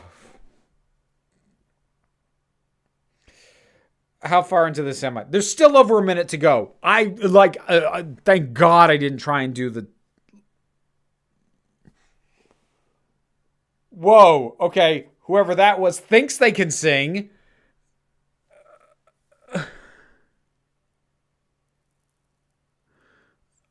Oh my God.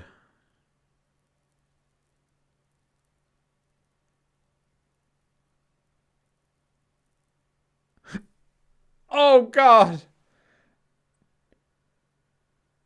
Oh dear God. No.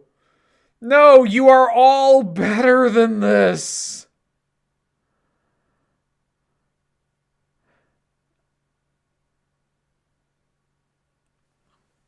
The chorus is like it's like a children's choir, but like not like a good one. It's like going to see your kid's choral recital in grade school.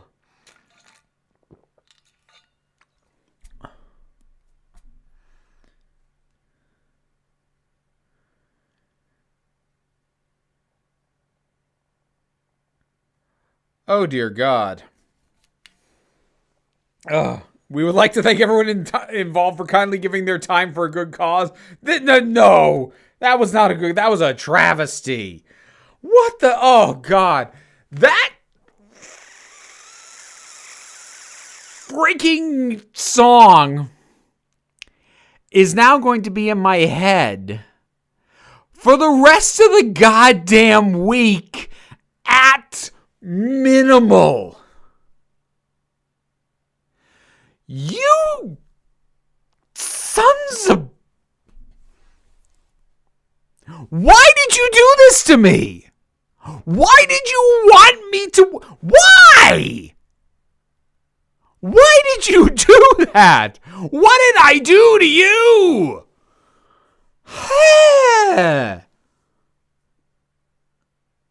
Lord, that's gonna be stuck in my freaking head.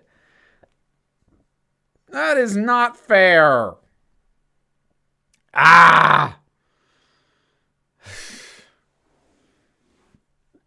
Look, I wasn't expecting good, but it's just the fact that it's so repetitive.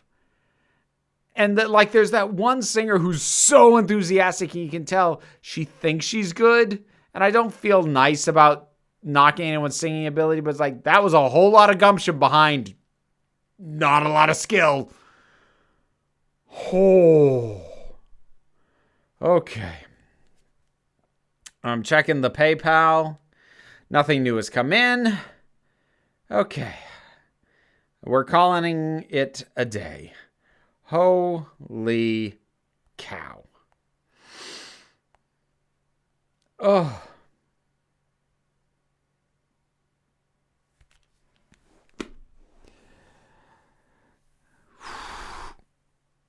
Rowan.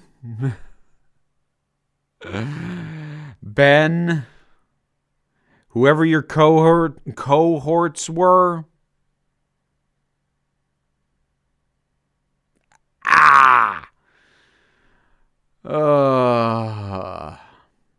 Okay.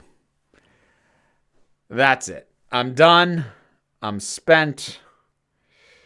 I'm going to go lay down and try and not succumb to madness.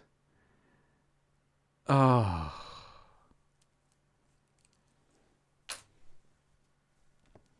Dear Lord. Thank you all for joining me. Thank you to everybody who contributed. This is going to be an immense help. It's going to make my life a lot easier. Hans Zimmer did the music. Well, so that's what he's been trying to pay penance for all these decades. Okay. All right, everybody. Thank you very much for joining me. Thank you for watching. This sort of format might become more standard because I know I look better coming in through the webcam. And while I do like having the background, the delay between when I say something and when you guys see it, and then me being able to react to what you type, that I don't love that. But I'm not sure if I have a way around that. But in any case, thank you very much. Thank you for being here, for supporting me, for putting up with me, indulging me today. Just thank you.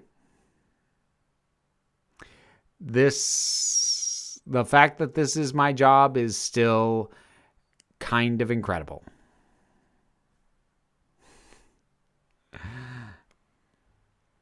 Thank you. Take care of yourselves out there. Be safe.